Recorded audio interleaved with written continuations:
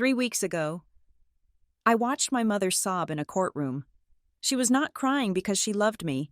She was crying because a judge asked a question she could not answer. My sister used my identity like an ATM, and my parents called me Vindictive just for reporting it. If you have ever been painted as the villain in your own family's story, you will understand exactly how this feels.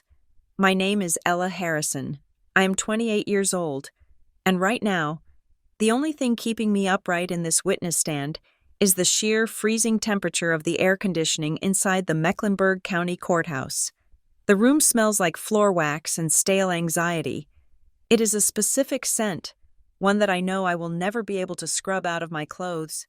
My hands are resting on my lap. They are trembling. I look down at them and command them to stop, but the tremors are microscopic, originating from somewhere deep in my bone marrow. I clasp them together, interlocking my fingers until the knuckles turn white, forcing them into a submission that my heart refuses to follow.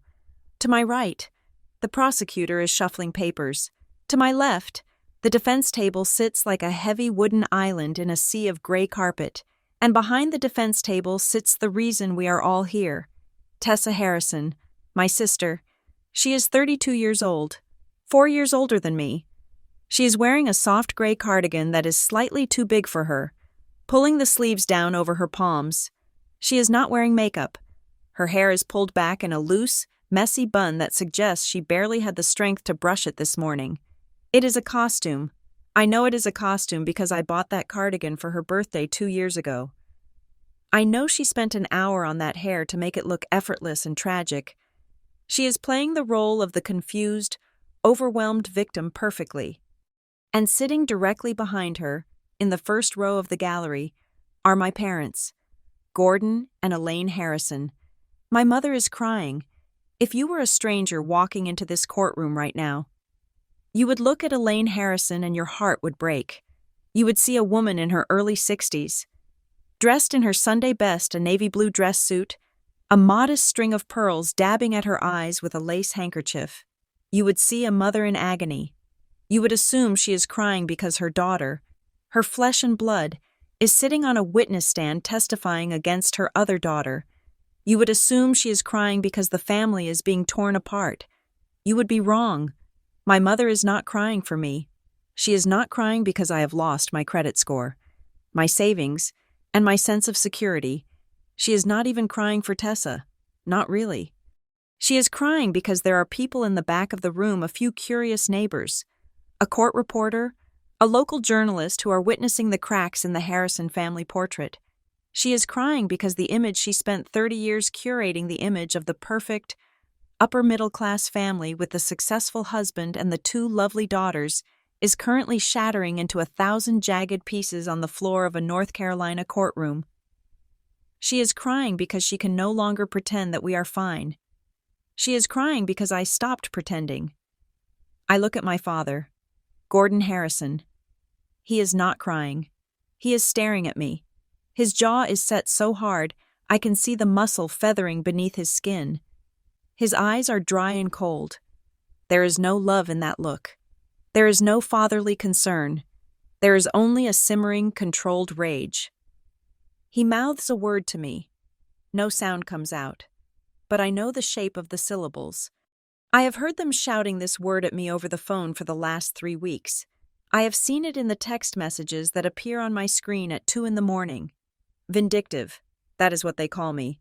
Vindictive, because I went to the police, because I reported the fraud, because I refused to let my sister, the 32-year-old woman sitting 10 feet away from me, treat my identity like her personal ATM. The prosecutor clears his throat. Bringing me back to the present, the sound is sharp, cutting through the low hum of the ventilation system. Ms. Harrison, the prosecutor says. He is a young man, sharp and efficient, wearing a suit that looks expensive. Can you identify the defendant for the record? I take a breath. It feels like inhaling glass. I turn my head. I look directly at Tessa. She refuses to meet my eyes. She is looking down at her hands, studying her cuticles, playing the part of the fragile bird with terrifying commitment. Yes, I say. My voice sounds strange to my own ears. hollow. That is my sister, Tessa Harrison. The word sister tastes like ash in my mouth. It wasn't supposed to end up here. Families argue. Families fight. Families have black sheep. But most families keep their toxicity contained within the four walls of their living room. Most families scream at Thanksgiving and then pretend nothing happened by Christmas. That is the American way. That is certainly the Harrison way. We were raised to be quiet. We were raised to be polite. We were raised to believe that appearance was a form of currency. And you protected your currency at all costs. But I broke the rule. I broke the cardinal rule of the Harrison household. You do not expose the rot. You paint over it. For the past 28 years. I was the good one. I was the easy child. I was the one who did her homework without being asked. I was the one who got the scholarships so my parents wouldn't have to worry about tuition. I was the one who got a stable job at an accounting firm, who built a savings account, who watered the plants when they went on vacation. I was low maintenance. I was the path of least resistance. And for a long time, I thought that was a virtue. I thought being independent and self-sufficient made me valuable to them. I was wrong. Being the good one didn't make me valuable. It made me a resource. It made me a safety net. It made me the prey. When you are the child who needs nothing, your parents assume you have everything to give. When you are the child who never complains, they assume you can handle any burden. And when you are the child who solves her own problems, they assume you can solve the problems they created. Tessa was different. Tessa was always the storm. Tessa was the one who needed saving. She needed bail money. She needed rent money. She needed just a little help until I get on my feet. And because she needed them, my parents loved her with a frantic, desperate intensity. They needed to save her to feel like parents. I just needed to exist to make them look good. So when Tessa decided she needed a new life, a new wardrobe, and a new kitchen, she didn't earn it. She took it, and she took it from the one person she knew wouldn't fight back. Or at least, the person she thought wouldn't fight back. She stole my social security number. She stole my history. She stole my name. And when I found out, when I confronted them, my parents didn't gasp in horror. They didn't apologize. They didn't rush to help me fix the wreckage of my financial life. They asked me to be quiet. "She's your sister, Ella," my mother had said, her voice trembling with that same manipulative fragility I see in the courtroom today. "She made a mistake. Don't ruin her life over money. We can fix this inside the family." Inside the family. That is the phrase that haunts me. Inside the family means bearing the truth. Inside the family means I pay the $80,000 of debt she racked up. Inside the family means Tessa cries, says sorry, and does it again in 6 months. I looked at them then, and I realized something that shattered me more than the theft itself. I realized that in their version of the story, I wasn't the victim, I was the obstacle. I was the inconvenience, by demanding justice. I was the one attacking the family unit. So I did the unthinkable. I walked out of their house, I drove to the precinct, and I filed a report. And that brings us here, to this cold room, to my mother sobbing into her handkerchief, to my father glaring at me with eyes that say I have no daughter. The prosecutor asks me another question. "Ms. Harrison, when did you first become aware of the suspicious activity on your credit report?" I open my mouth to answer, but my eyes drift past the prosecutor, past the defense table, and land on the judge. Judge Adrienne Mallory. She is a formidable woman. She has been sitting up there on the bench, silent and observant, for the last hour. She has short silver hair and glasses that slide slightly down her nose. She has not smiled once. She has watched my mother's theatrical sobbing. She has watched my father's stoic anger. She has watched Tessa's performance of the wounded bird. Throughout the morning, my parents' lawyer, a family friend they hired to defend Tessa, has been painting a very specific picture. He has been painting me as the jealous younger sister, the one who was always envious of Tessa's spirit, the one who is cold, calculating, and unforgiving. He has suggested that this is a civil misunderstanding blown out of proportion by a vindictive sibling who wants to see her sister in handcuffs. My parents have nodded along to every word of it. They have sat there, radiating moral superiority, convinced that the court will see things their way. They are convinced that family values means protecting the guilty at the expense of the innocent. But they forgot one thing. This is a court of law. It is not a dinner table, and Judge Mallory is not a neighbor they can charm with a casserole and a smile. Just before the prosecutor can continue, Judge Mallory raises a single hand. The movement is small, but it stops the entire room. The silence that follows is sudden and absolute. Even my mother stops sniffling. The judge turns her chair slightly. She does not look at me. She does not look at the lawyers. She looks directly at my parents in the front row. Her expression is unreadable, but her eyes are sharp, like flint. She leans forward, just an inch, towards the microphone. "I have a question," she says. Her voice is calm, low, and terrifyingly steady.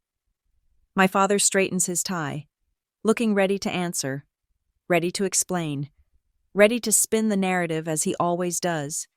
He thinks he is in control. He thinks he understands how this game is played. He has no idea. The question the judge is about to ask is not about the law.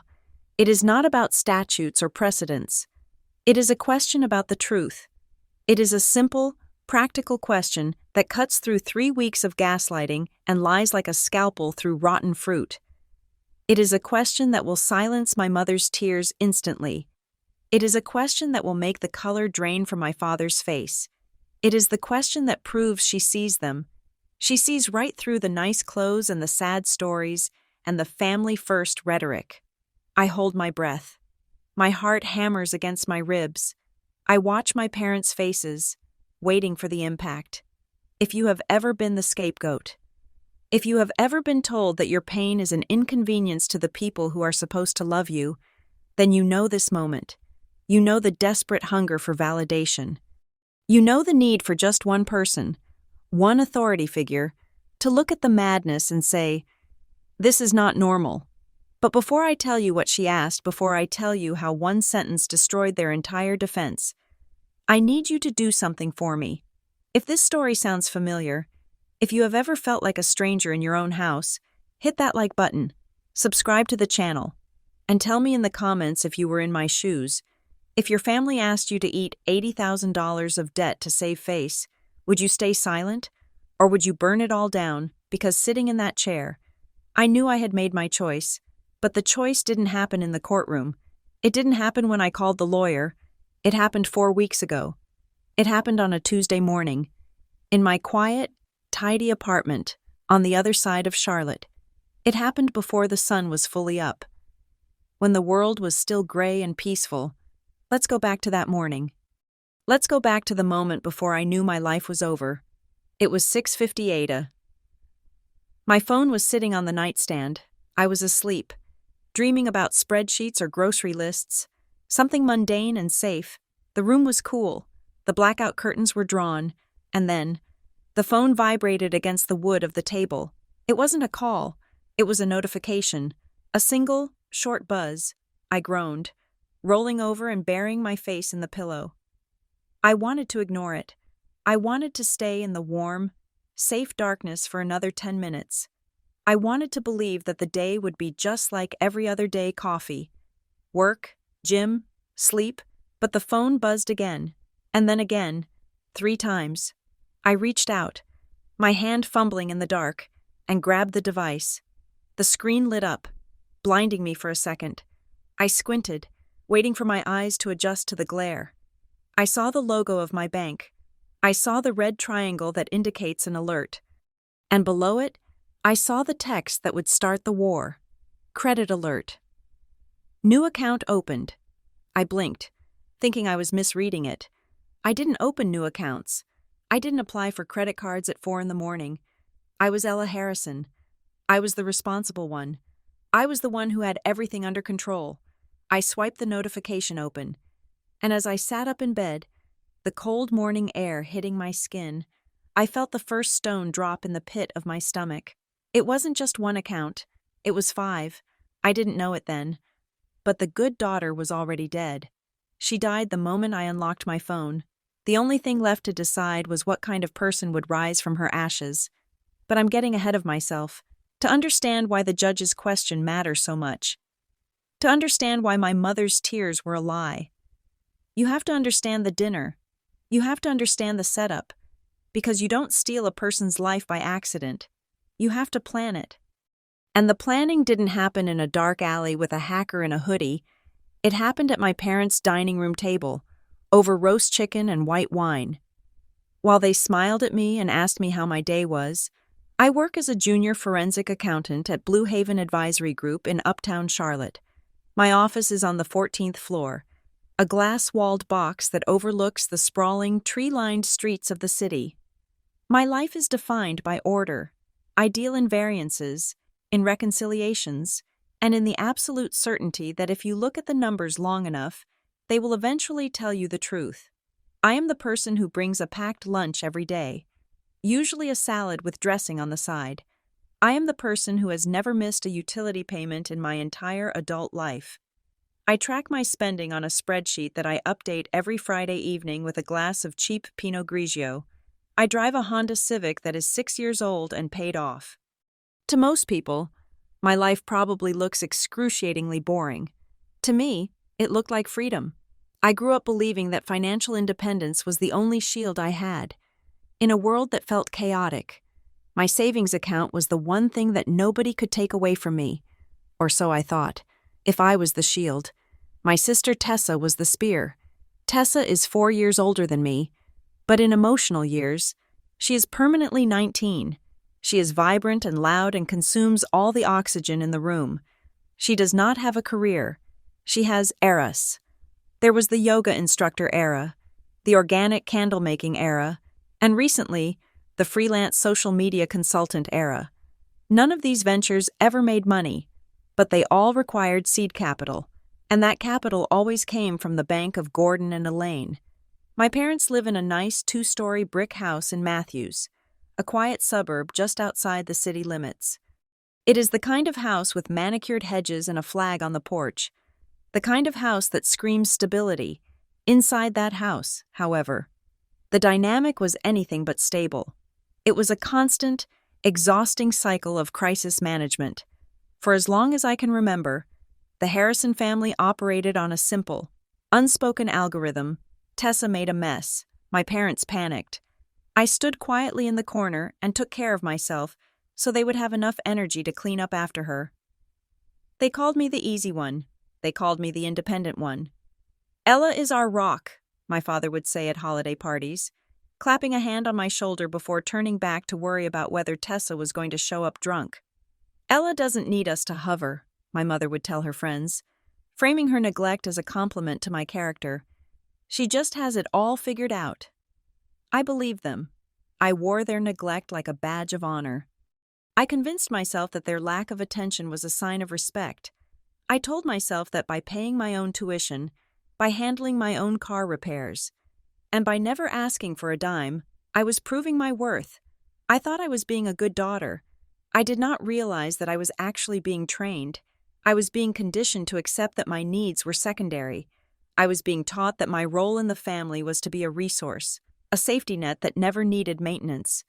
A shock absorber does not get thanked for smoothing out the bumps in the road. It just gets worn down until it breaks.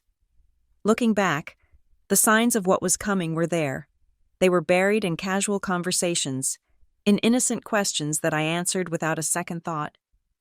I remember a phone call from Tessa about 6 months ago. She was supposedly helping our parents clean out the attic. "Hey, Elle," she had said, her voice breezy and light. "I found some old photos of that dog we had when I was 5. The golden retriever. What was his name again? Was it Buster or Buddy?" "It was Rusty," I had told her, smiling at the memory. "Rusty the Red." "Right, Rusty," she laughed. "And what was the name of that street we lived on before we moved to Matthews, the one with the big oak tree?" "Maplewood Drive," I said. "Why?" "Oh, just filling out a memory book for Mom's birthday," she said. Trying to get the details right, I gave her the information. I gave her the name of my first pet. I gave her the street I grew up on another occasion, under the guise of checking our horoscopes. She asked me for the exact time of my birth. These were just scraps of trivia between sisters. I did not realize I was handing her the answers to the security questions for my bank accounts. I did not realize I was helping her build the key that would unlock my life. And then there was the house. For the last year, my parents had been pleading poverty. Every time I visited, the conversation would inevitably drift toward how expensive retirement was, how inflation was eating their savings, and how much money they had to bleed to help Tessa out of her latest rental disaster. "We just don't know where the money is going to come from," my mother would sigh, pouring herself a second glass of wine. "Tessa needs a deposit for her new apartment, and your father's pension isn't what it used to be." I would nod sympathetically. I would pay for dinner when we went out. I would bring groceries over on Sundays. I felt guilty for my steady paycheck, for my 401k, for the fact that I was not drowning. But the visual evidence did not match their complaints. 2 months ago, I walked into their kitchen and stopped dead. The old laminate countertops were gone. In their place was gleaming, speckled granite. The old white appliances had been replaced by brushed stainless steel. A massive double-door refrigerator hummed softly in the corner. "Wow," I said, running my hand over the cold stone. "This looks expensive. I thought things were tight." My father waved his hand dismissively, avoiding my eyes. "Oh, we put it on a payment plan. Very low interest. The old fridge was leaking. We had to do something." A few weeks later, it was the backyard.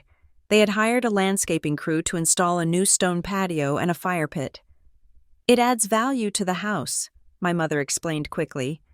Before I could even ask, "It is an investment, Ella. You have to spend money to make money." I pushed down the suspicion rising in my throat. I told myself I was being judgmental. I told myself it was their money and they could spend it how they wanted, even if it meant crying poor to me. I did not want to be the daughter who counted her parents' pennies. I wanted to keep the peace. Keeping the peace was what I did. It was my job. But the math did not work. I am an accountant. I know when numbers do not add up. If they were funneling thousands of dollars to Tessa for her rent and her car payments, and thousands more into kitchen renovations, where was the liquidity coming from? I should have asked harder questions. I should have demanded to see the receipts. But I was afraid of being called difficult. I was afraid of breaking the fragile truce that held our family together. So I stayed silent.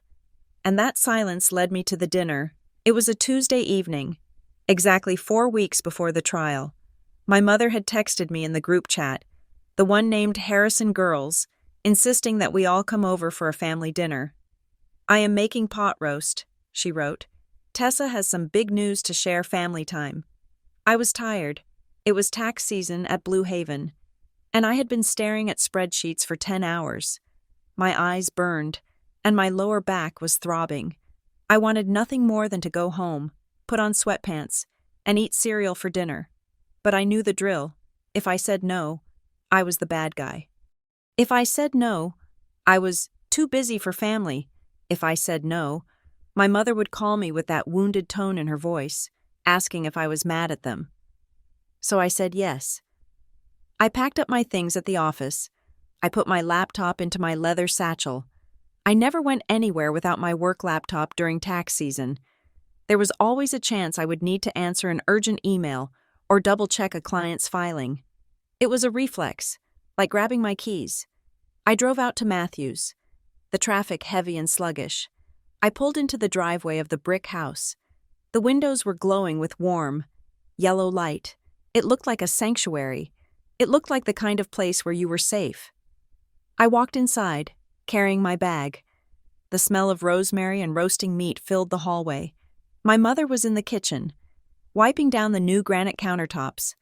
My father was in the living room, watching the news, and Tessa was there, sitting at the dining room table.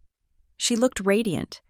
She was wearing a new dress, something silk and patterned that looked like it cost more than my weekly grocery budget. Her hair was freshly highlighted.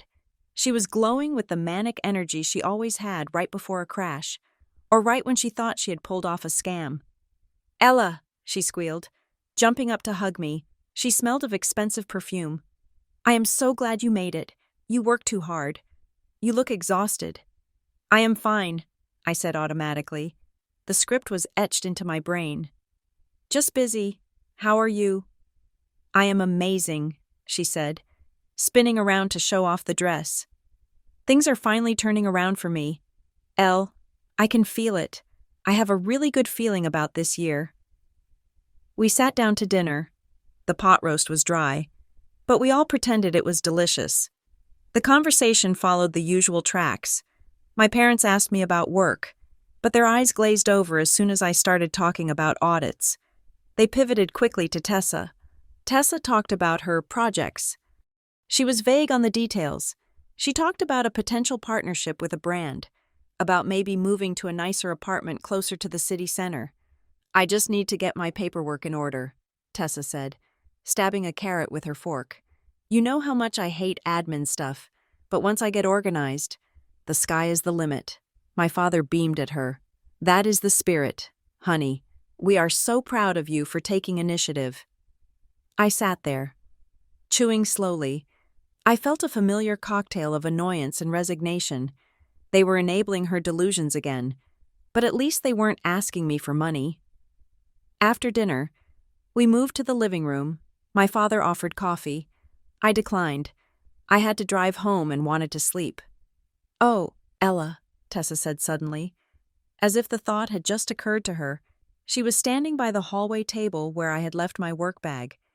"Do you have your laptop with you?" I stiffened slightly. "Yeah, why?" "My phone is acting up," she said, pulling a face. "And Mom's iPad is dead. I just need to check my email really quick. I am waiting for a confirmation on that brand deal I told you about. It will only take 2 minutes." I hesitated. It was my work computer. It had client data on it. It was password protected, but it was also my personal computer for everything else. My email was logged in. My browser saved my passwords for convenience because I lived alone and trusted my physical security. I looked at Tessa. She was smiling, her eyes wide and expectant. I looked at my parents. They were watching me, waiting to see if I would be helpful or difficult. "Come on, Elle," my mother said gently. "Help your sister out. It is just an email." It is just an email. If I said no, I was paranoid. If I said no, I was being stingy with my technology. If I said no, I was creating a problem where there shouldn't be one. "Fine," I said. "But be quick. I need to get going." I walked over to the bag. I pulled out the sleek silver laptop. I opened the lid. The screen came to life. I typed in my password, a complex string of characters that I thought made me invincible. I logged in. I handed the open laptop to my sister.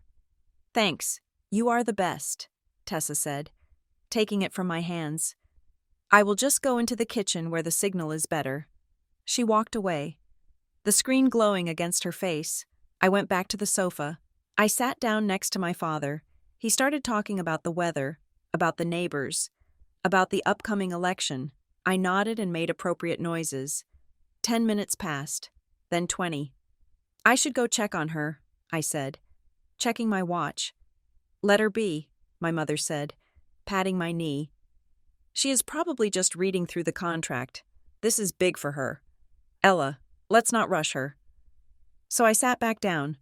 I let the good daughter instinct take over. I waited.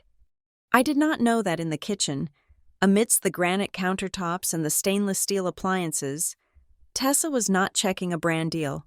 She was accessing a folder I had foolishly named Personal. She was opening the PDF files of my tax returns. She was taking photos of my driver's license scan. She was noting down my social security number, my current address, and my employer's ID. She wasn't just checking her email, she was harvesting me. And while she was doing it, my parents sat in the living room with me, keeping me occupied with small talk, telling me how nice the new patio looked, and how glad they were that we were all together as a family. I sat there, sipping lukewarm water, completely unaware that I had just handed my sister the weapon she would use to execute me. The roast beef was overcooked. I remember that distinct detail, because chewing it required a level of mechanical effort that made it impossible to speak, which was exactly how I wanted to spend that evening, silent and occupied.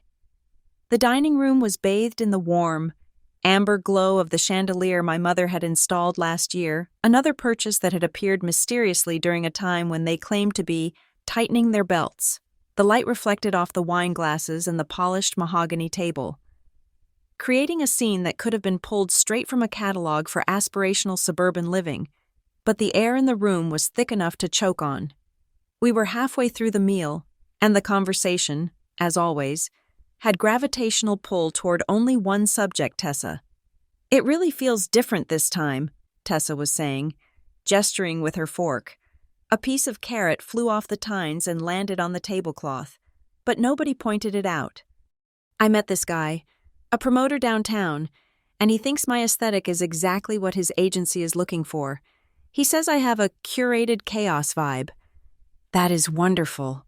"Sweetie," my mother said, leaning forward, her face arranged in a mask of rapt attention. "You have always had such a good eye for style. I always said you should have gone into design." "I know, right?" Tessa took a sip of red wine, leaving a crescent of lipstick on the rim. "I am thinking of rebranding my socials completely. New name, new color palette, a fresh start. I just need a little runway to get it off the ground." I saw it at my meet. Keeping my eyes on my plate, runway, that was code for money. It was always code for money. "Well, you know we support you," my father said, his voice booming slightly too loud, as if he were trying to convince himself. "Whatever you need to get established, within reason, of course." "Actually," I said, deciding to test the waters. I placed my knife and fork down, creating a small clatter that momentarily broke the rhythm of their adoration. "I have some news, too." 3 pairs of eyes turned to me. The shift in energy was palpable. It went from warm encouragement to polite tolerance in a split second. "Oh," my mother said. "What is it? Ella, did you get a promotion?" "Better," I said, allowing a small, genuine smile to break through my armor. "I hit my savings goal. I have enough for a 20% down payment. I am going to start looking at condos in South End next month." I waited. I don't know why I still waited for it, but I did. I waited for the gasp of excitement. I waited for my father to toast my discipline. I waited for my mother to ask about square footage or balconies. Instead, the room went quiet for a beat. "South End," my mother said, her brow furrowing. "Isn't that expensive? I heard the market is bubbling over right now." "Are you sure that is wise, Ella? You don't want to overextend yourself." "I have done the math." "Mom," I said, my smile faltering. "I can afford it. I have been saving for 5 years." "Well, just be careful," my father added, reaching for the salt. "Mortgages are heavy chains. You are young. Why rush into debt?" I stared at them. They were currently sitting in a kitchen that had just undergone a $40,000 renovation they couldn't explain, encouraging my unemployed sister to rebrand herself, yet they were warning me, the forensic accountant, about the dangers of a calculated mortgage. "That is great, Elle," Tessa said, but her voice was flat. She looked down at her wine. "Must be nice to just have that kind of money sitting around." "I didn't just have it sitting around," I said, a flash of irritation heating my neck. "I worked for it. I didn't go on vacation. I didn't buy new cars. I saved it." Okay, my mother interjected, clapping her hands softly. "Let's not get competitive. We are happy for you. Ella, really. Now, if you are finished, could you clear the plates? I have dessert in the oven." I looked at my half-eaten roast beef. I wasn't finished, but I stood up anyway. "Sure," I said. "I will get it," as I stacked the plates, scraping the leftovers into the trash. I felt that familiar, hollow ache in my chest. It was the ache of being invisible. I could buy a skyscraper, and they would probably ask me why I didn't buy a duplex instead. When I returned to the table, Tessa was typing furiously on her phone, She looked up as I sat down, her eyes bright with a sudden secret. "Speaking of housing," she said, looking at our parents, "I actually put a deposit down on that loft in Noda, the one with the exposed brick." My head snapped up. "What?" My parents exchanged a look. It was a quick darting glance, like two conspirators checking if their stories aligned. "You did?" my father asked. He didn't look surprised. He looked nervous. "That is fast, Tessa." "I had to," she insisted. "It was going to go. It is perfect for the new brand image. The light is incredible." "Tessa," I said slowly, "first and last month's rent on a loft in Noda is at least $4,000. Where did you get that kind of cash?" Tessa waved her hand dismissively. "I have savings. Ella, God, you act like you are the only one who knows how to bank. I have been putting money aside from my Poshmark sales." I knew for a fact that her Poshmark sales barely covered her Starbucks habit. I looked at my parents, waiting for them to call her out, waiting for them to ask the hard questions they had just asked me about my mortgage. My mother busied herself with the napkin. "Well, if you can manage it, honey, that is great. Just make sure you stay on top of it." "I will," Tessa said. Then she turned to me, her expression shifting into that practiced helplessness. "Actually, that reminds me. I need to check my email for the lease agreement. My data is acting up. Can I still use your laptop?" This was the moment, the hinge upon which my entire life swung. I had already agreed. The laptop was already sitting in my bag in the hallway. But looking at her now, seeing the manic glint in her eyes, I felt a prickle of hesitation. "It is in the bag," I said, my voice tight. "Don't close any of my tabs. I have work open." "I won't," she said, jumping up. "I will be right back.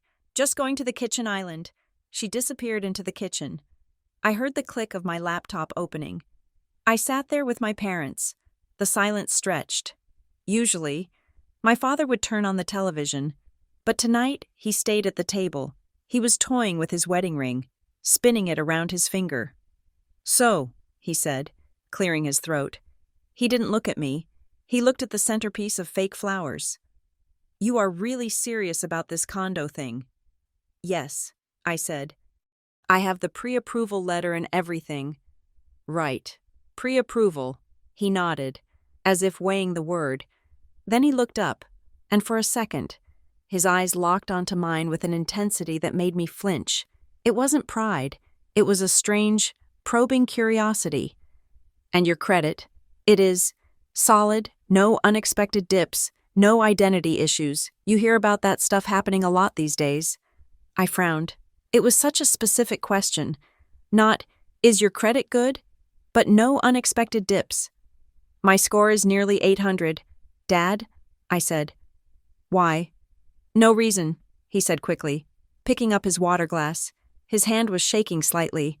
"Just, the economy. Banks are getting strict. Just wanted to make sure you were prepared, in case something comes up." "Nothing is going to come up," I said. "I monitor it." "Good," he said. He took a long drink of water. "Good. That is smart." From the kitchen, I heard the faint tap, tap, tap of fingers on a keyboard. It sounded rhythmic. Fast. Too fast for someone just checking an email and reading a lease. "What is she doing in there?" I muttered, shifting in my chair. "She is just excited," my mother said, her voice shrill. "Let her be, Ella. Don't hover." I checked my watch. 10 minutes, then 15. The unease in my gut was growing. It wasn't a rational fear yet. It was just a low-frequency hum of wrongness. Why did my father ask about my credit score right as Tessa was in the other room? Why did they seem so on edge? "I am going to get going," I said, standing up abruptly. "I have an early start tomorrow." I walked into the kitchen. Tessa was standing at the island, her back to me. The laptop was open. She wasn't typing anymore. She was staring at the screen, her body perfectly still. "Tessa," I said. She jumped, visibly jumped.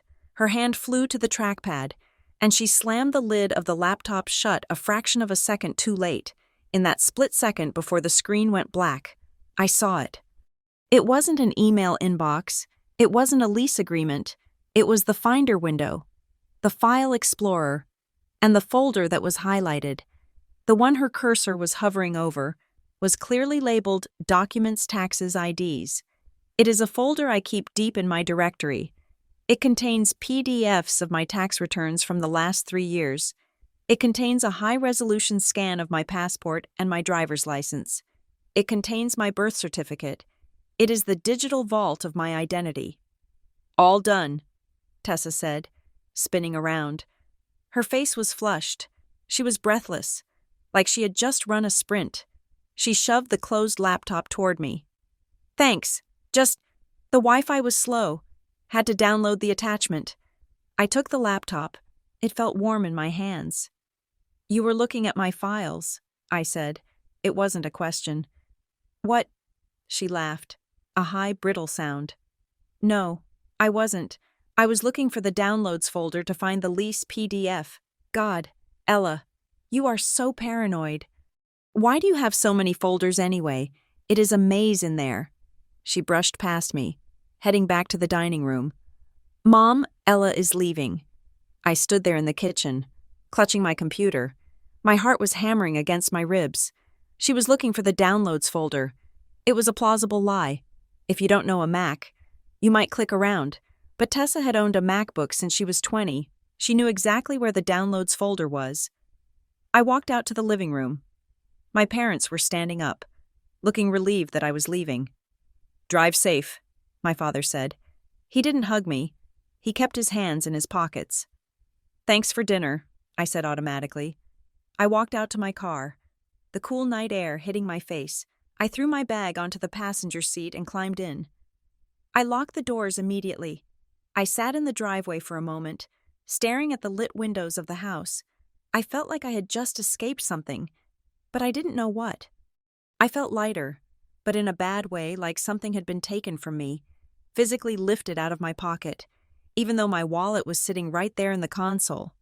I drove home in silence.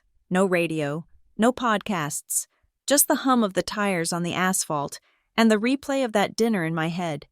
No unexpected dips. I put a deposit down. Documents, taxes, IDs. When I got to my apartment, I didn't open the laptop.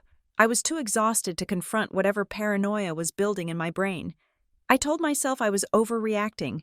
I told myself that families have weird dynamics, that Tessa was just nosy, that my dad was just being an awkward old man worrying about the economy. I took a shower, washing the smell of their house off my skin. I put on my pajamas. I checked my phone one last time before bed. It was 11:30 at night. There was a new email in my personal inbox. It had come in about an hour ago, right while I was driving home. The subject line read, "Welcome, your paperless statements are ready." I frowned. It was from a bank I didn't bank with, one of those mid-tier credit card companies that send out pre-approved offers by the truckload. I hovered my thumb over the delete button. Phishing, I thought, or spam. I got these all the time. "You're pre-qualified.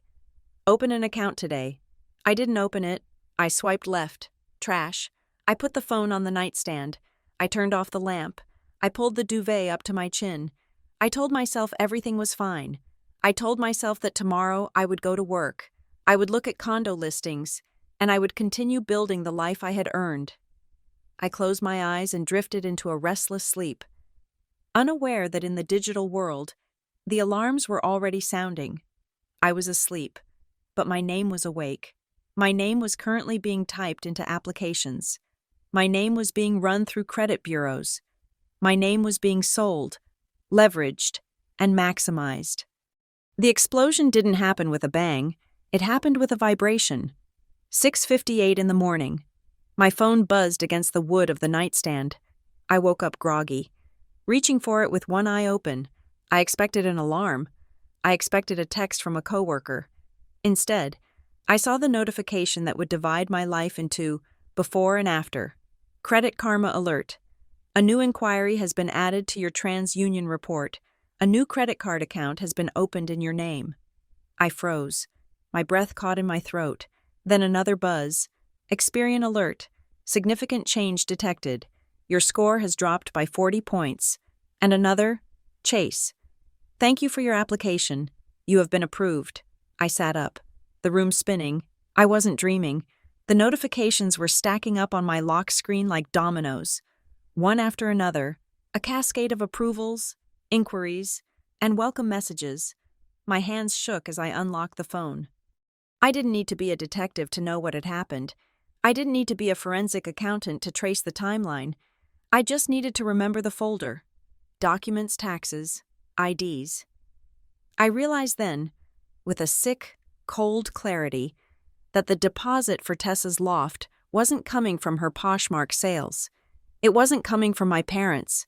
It was coming from me. I sat on the edge of my bed, the duvet bunched around my waist, staring at the screen of my phone until the pixels seemed to burn into my retinas.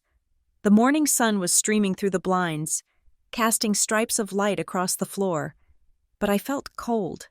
I felt a deep, permeating chill that had nothing to do with the temperature of the room and everything to do with the numbers glowing in front of me.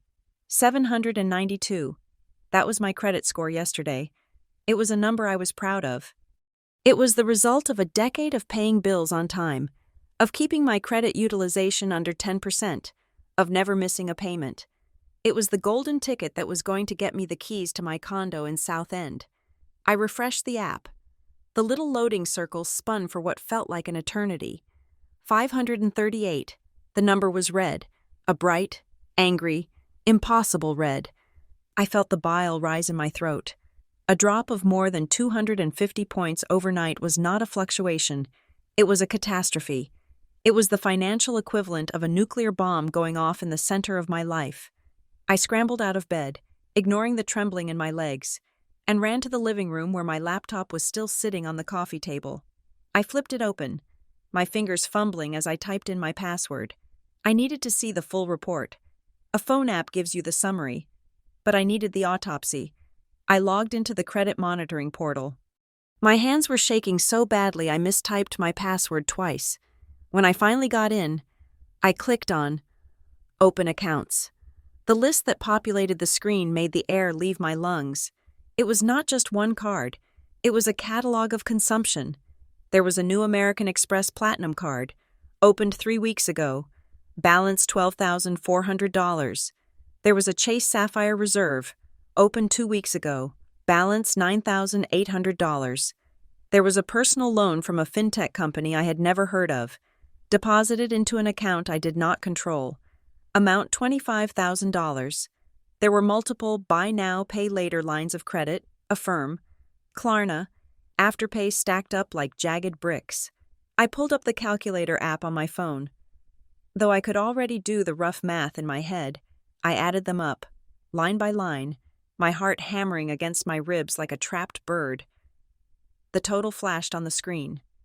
$84,352.16. I stared at the number. $84,000. That was more than I made in a year. That was my down payment. That was my emergency fund. That was my entire financial existence, wiped out and replaced with a crater of debt. I grabbed my phone and dialed the number for the fraud department of the bank holding the largest credit card balance. I paced the length of my small living room while the hold music played a cheerful, looping jazz tune that felt like it was mocking me. Fraud department, this is Marcus.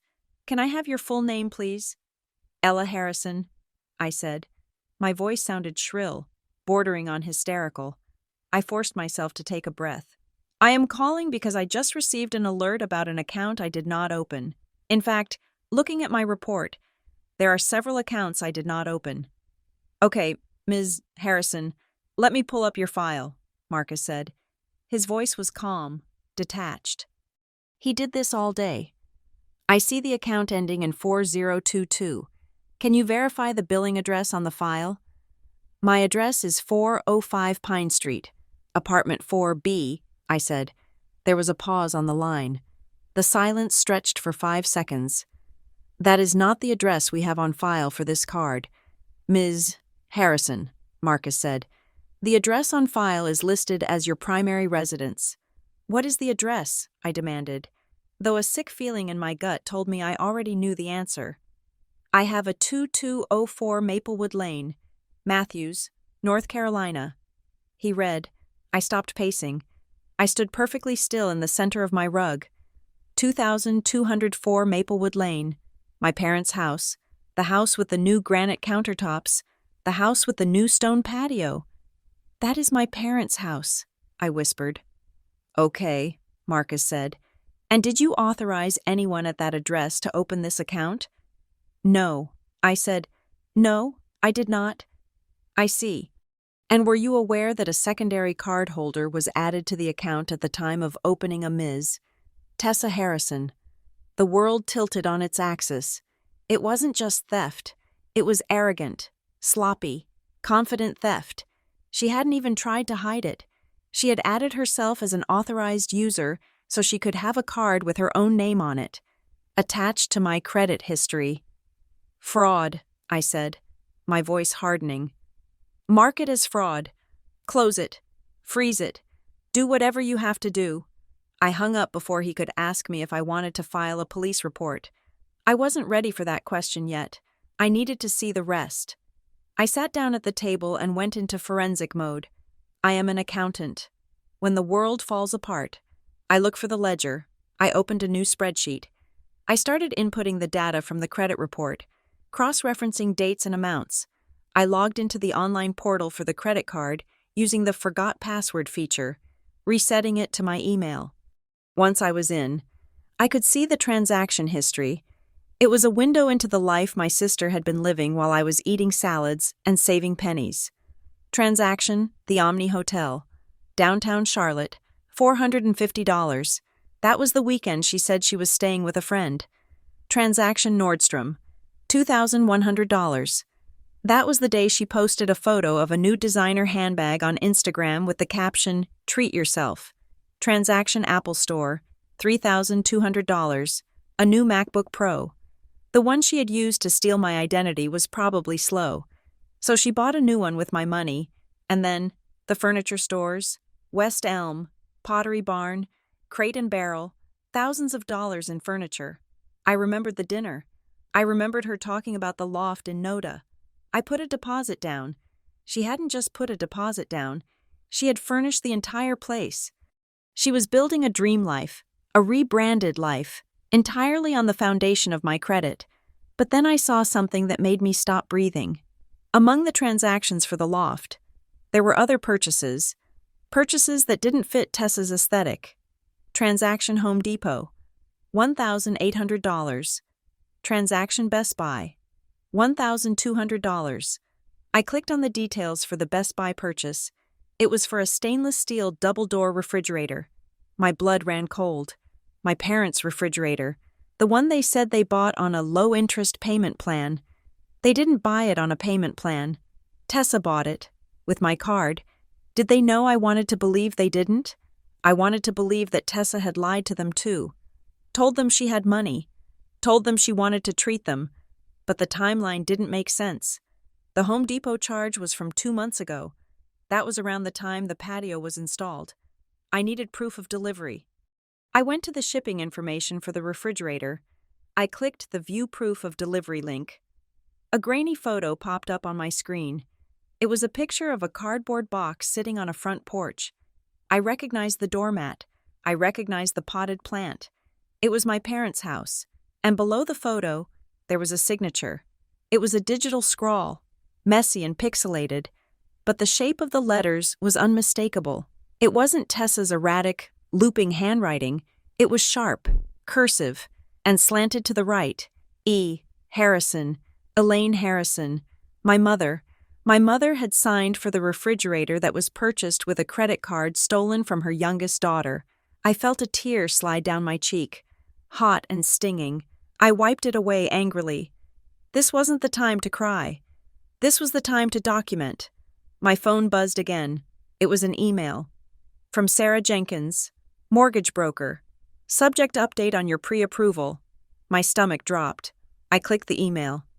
Hi, Ella. I am contacting you because we received an alert regarding a significant change in your credit file this morning. Due to the sudden increase in your debt-to-income ratio and the sharp drop in your credit score. We are unfortunately unable to proceed with your loan application at this time. Your pre-approval has been rescinded. We can revisit this in 6 to 12 months if the situation is resolved. Best, Sarah. I stared at the words rescinded and unable to proceed. Gone. The condo with the view of the city. The balcony where I was going to drink my morning coffee. The guest room I was going to paint sage green. The independence I had worked for, sacrificed for, and saved for it was gone. Vaporized in the span of 4 weeks because my sister wanted to play successful influencer and my parents wanted a new kitchen. I slammed the laptop shut. The sound echoed in the empty apartment like a gunshot. I stood up. I walked to the bathroom and splashed cold water on my face. I looked at myself in the mirror. My eyes were red. My skin was pale. I looked like a victim. No, I said to the reflection. Not today.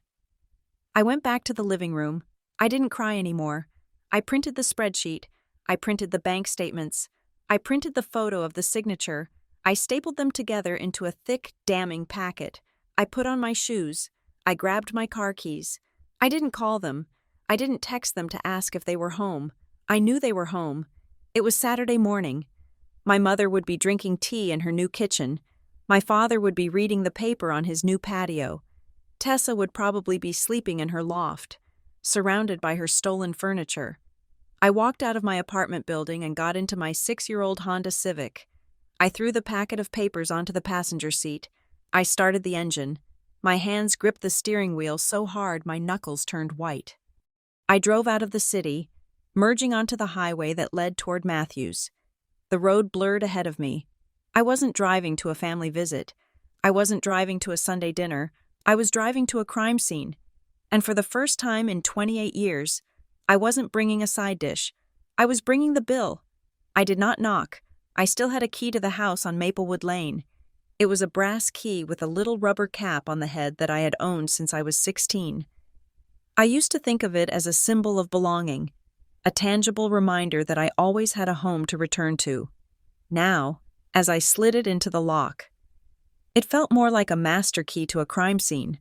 The door swung open. The house smelled the same as it always did, lavender plug-ins and old coffee, but the atmosphere was different. It felt heavy. I walked into the living room. The morning sun was streaming through the bay windows, illuminating the dust motes dancing in the air. And there, sitting on the beige sofa with her legs tucked under her, was Tessa. She was wearing a silk robe that I recognized immediately because I had seen the charge for it on the American Express statement at 4 o'clock this morning. It cost $300. She was drinking a smoothie, scrolling through her phone, looking for all the world like a woman without a care in her life. She looked up as I entered, her expression shifting from mild surprise to a guarded, casual smile. "Oh, hey, Elle," she said, her voice breezy. "I didn't know you were coming over today. Mom and Dad are out back checking on the new landscaping. Do you want a smoothie I just made? Did you open credit cards in my name?" I didn't scream it. I didn't have the energy to scream. I said it with a flat, deadly calm that cut through the domestic tranquility of the room like a razor blade. Tessa froze. The smile didn't drop immediately. It just faltered at the edges, twitching slightly. She lowered her phone. "What?" she asked. "What are you talking about?" I didn't answer. I walked forward and threw the packet of papers onto the coffee table. The stack was thick enough that it made a heavy thud when it hit the wood. The pages fanned out credit reports, transaction logs, fraud alerts. "Don't lie to me, Tessa," I said. "I have the report, Chase, Amex, the personal loan, the furniture stores, $84,000 in debt, all opened in the last 4 weeks, all linked to this address." Tessa looked at the papers, but she didn't touch them. She pulled her robe tighter around herself, shrinking back into the cushions. Her eyes darted toward the back door, looking for an exit or a savior. "You are being dramatic," she said, her voice pitching up. "I don't know what that is. Maybe you got hacked. You know, identity theft happens all the time. Remember that data breach at the hospital?" "It wasn't a data breach," I snapped. "It was you." The email for the accounts is Tessa ... Harrison bizgmail.com. The phone number is your burner cell, and the authorized user card. It has your name on it, Tessa. I stepped closer, invading her space. I saw the transactions. You bought this robe with my credit. You bought the furniture for your loft with my credit. You stole my identity while I was sitting at this dining room table eating pot roast. Tessa's face crumpled. The denial vanished, replaced instantly by a look of defensive indignation. She set her smoothie down on a coaster, careful not to ruin the table, but careless with my life. I didn't steal anything, she said, her voice trembling with manufactured outrage. I borrowed it. There is a difference. Ella, you borrowed it? I repeated, incredulous. You borrowed my social security number without asking. You borrowed $80,000. I was going to pay it back, she shouted, finally standing up to meet me. God, why do you always have to assume the worst? I just needed a bridge loan. Just until my brand partnership money comes in next month. I was going to pay off the balances before you even noticed. It was supposed to be a victimless crime. A victimless crime. I felt my hands shaking, not from fear, but from a rage so hot it felt like it was burning my skin. My credit score dropped 200 points overnight. I lost my mortgage pre-approval this morning. I can't buy my home. Tessa, you destroyed 2 years of my life in 3 weeks. Tessa rolled her eyes. She actually rolled her eyes. Oh, boo-hoo, she said, crossing her arms. You lost a condo. Big deal. You can get another one. You have a great job. You have savings. You're always fine. Ella, that is the thing about you. You always land on your feet. She pointed a manicured finger at me. Do you know what it is like for me, trying to build something from nothing, trying to keep up? You have had it easy your whole life. You fit into the box. I needed this. I needed a break. And instead of supporting me, you are acting like the police. I am acting like the police because you committed a felony, I yelled. The back door slid open. My parents rushed in. My father was wearing his gardening gloves. My mother was wiping her hands on a towel. They didn't look shocked to see me screaming. They didn't look confused. They looked annoyed. Ella, my mother hissed, closing the door quickly behind her. Lower your voice. The neighbors are in their yard. Do you want the whole street to hear our business? She stole $80,000 from me. Mom, I pointed at Tessa, who had immediately slumped back onto the sofa, burying her face in her hands to start the waterworks. She didn't steal it, my father said. He peeled off his gloves, his face weary. We know about the cards. Ella, I stopped. The air left the room. You know, we found out last week, my mother said, walking over to comfort Tessa, placing a hand on her shaking shoulder. A letter came for the Amex. We asked Tessa, and she explained the situation. She is in a tight spot. Ella, she just needed some liquidity to get her business off the ground. I looked from my mother to my father. They weren't horrified. They were managing the situation. They were treating a grand larceny like a spilled glass of milk. She committed fraud, I said, my voice barely a whisper. And you knew. You knew she was using my name, and you didn't tell me. We didn't want to worry you, my father said, leaning against the doorframe. We told her she shouldn't have done it without asking, didn't we, Tessa? But she promised she would make the payments. We figured once she got her first check, she would clear the balance, and no harm done. No harm done. I laughed. A harsh, jagged sound. My credit is ruined. I can't buy my house. Do you understand that the bank rescinded my loan? You can wait a year, my mother said dismissively. The market is too high right now anyway. Look, Ella, we are a family. Families help each other. Sometimes that means making sacrifices. Tessa needs this right now more than you do. I felt like I was in a funhouse mirror. Up was down, right was wrong, theft was charity. I want to show you something, I said. I reached into the pile of papers on the table and pulled out the sheet with the grainy photo of the delivery. I held it up to my mother's face. This is the proof of delivery for the new refrigerator in your kitchen, I said. The one you said you bought on a payment plan. It was bought with my credit card. And that signature, that is you. Mom, you signed for it. My mother flushed. She looked away, smoothing her skirt. I didn't look closely at the slip, she muttered. I just signed. I thought Tessa handled it. You knew, I said. You knew she didn't have money for a $1,200 fridge. You knew she was using my credit. You are not just enabling her, you are benefiting from it. That is enough, my father said, his voice hardening. He stepped forward, imposing his authority. We are not going to stand here and let you accuse your mother of being a criminal.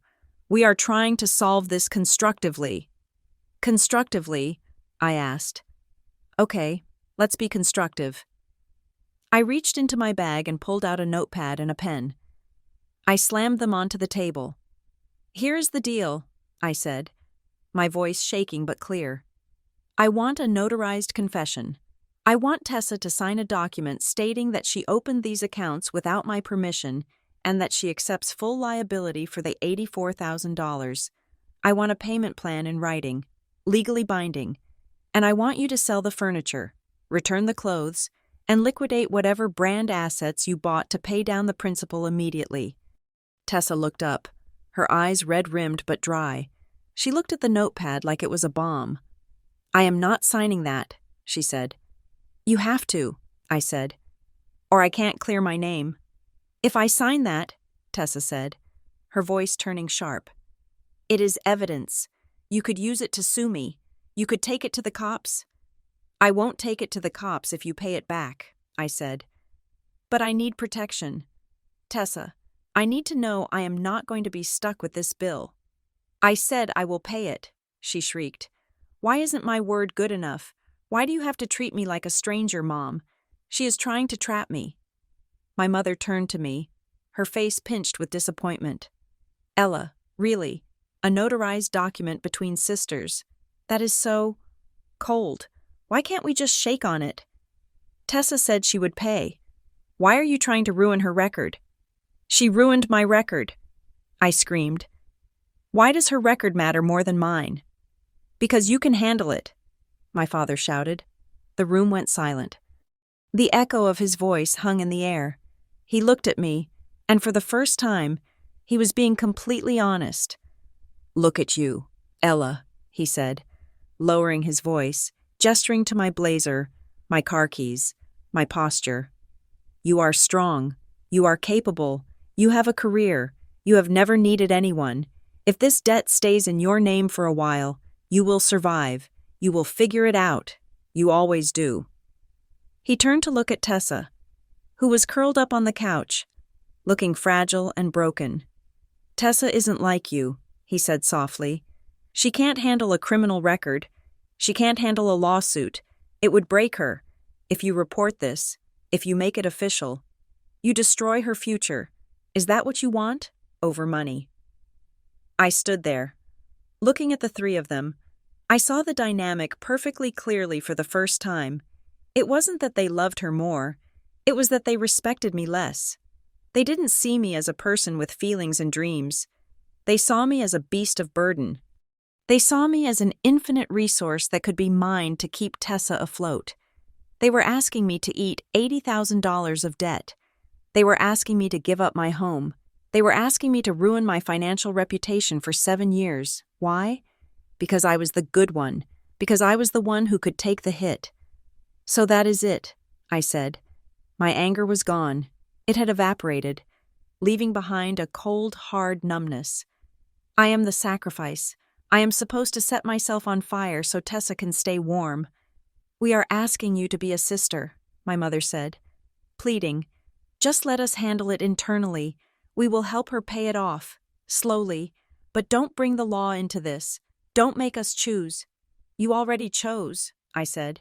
I reached down and picked up the notepad. I didn't pick up the evidence. I left the credit reports scattered on the table, a paper trail of their betrayal. I looked at Tessa. She wasn't crying anymore. She was watching me, waiting to see if I would fold. She expected me to fold. I had always folded.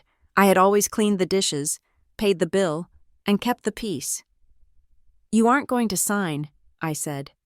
No, Tessa said, lifting her chin defiantly. I am not giving you a weapon to use against me. Okay, I said. I turned to my parents. You aren't going to make her pay, I said. We will work it out, my father said, stepping forward, thinking he had won. We will figure something out. Ella, together. I stepped back, out of his reach. No, I said. We won't. I walked to the door. I put my hand on the knob. Ella, wait, my mother called out, sensing the shift in the air. Where are you going?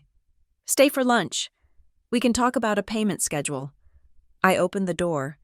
The fresh air hit my face, smelling of cut grass and freedom. I am going to fix this, I said, looking back at them one last time. But I am not going to do it your way. I gave you a chance to do the right thing. You said no. What does that mean?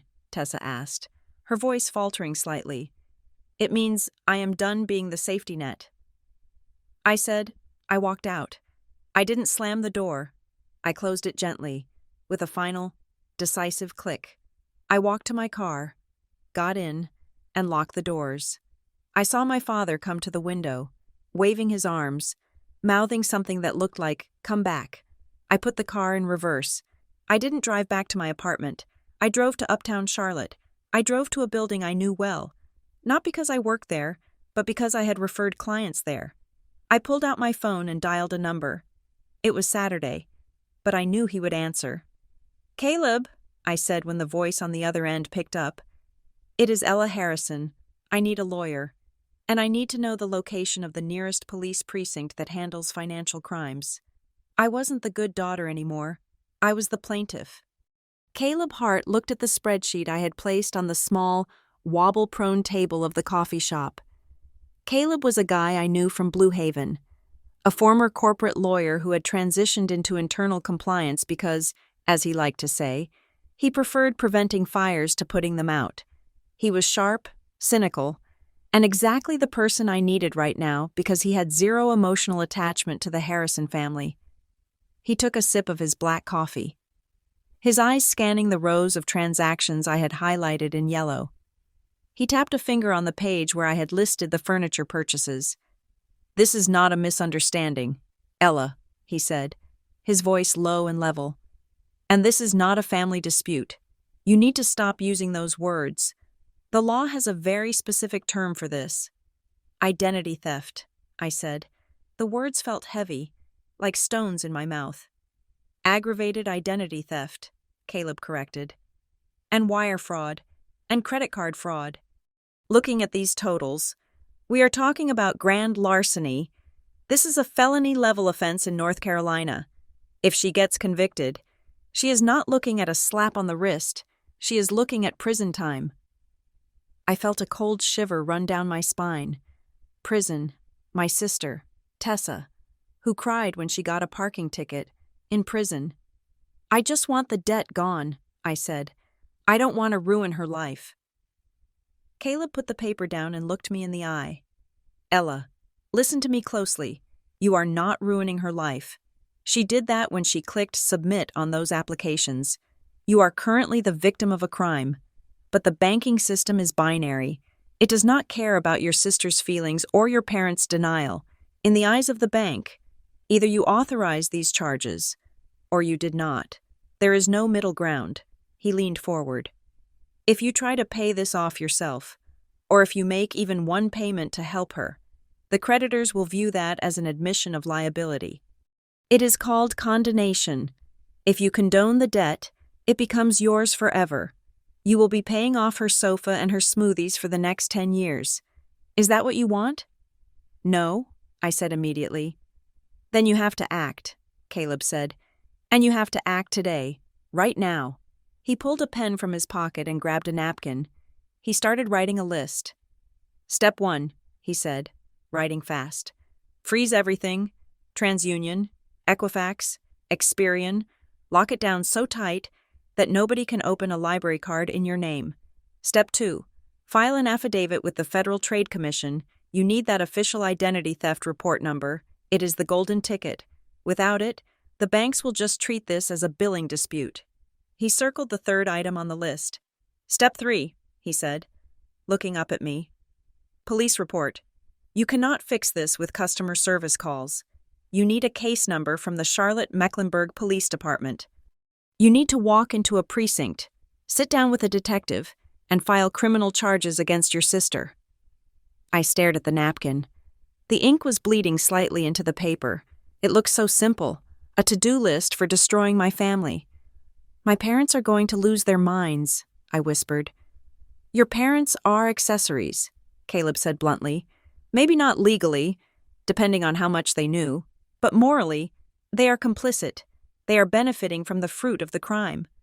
That refrigerator, that patio, that is evidence. Ella, stop protecting people who are actively robbing you. He was right. I knew he was right. The logic was irrefutable, but the emotional conditioning of 28 years is a powerful thing to break. I felt a wave of nausea. I was about to cross a line that I could never uncross. Once I involved the police, I wasn't just the sister who wouldn't pay. I was the sister who sent the cops to the door. You can do this, Caleb said, seeing the hesitation in my eyes. You are a forensic accountant. You deal with facts. The fact is, someone stole $80,000 from you. Treat it like a case file. Remove the names. Remove the faces. Look at the data. I looked at the spreadsheet again. I looked at the line item for the $300 silk robe.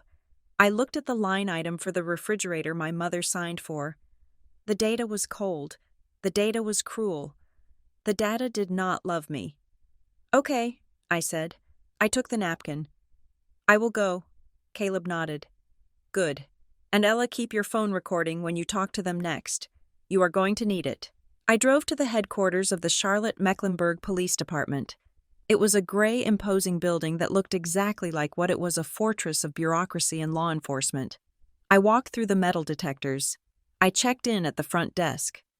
When I told the officer I needed to file a report regarding significant financial fraud, he didn't look up from his computer. He just pointed me toward a waiting area that smelled of floor wax and stale anxiety. I waited for 40 minutes. Every minute felt like an hour.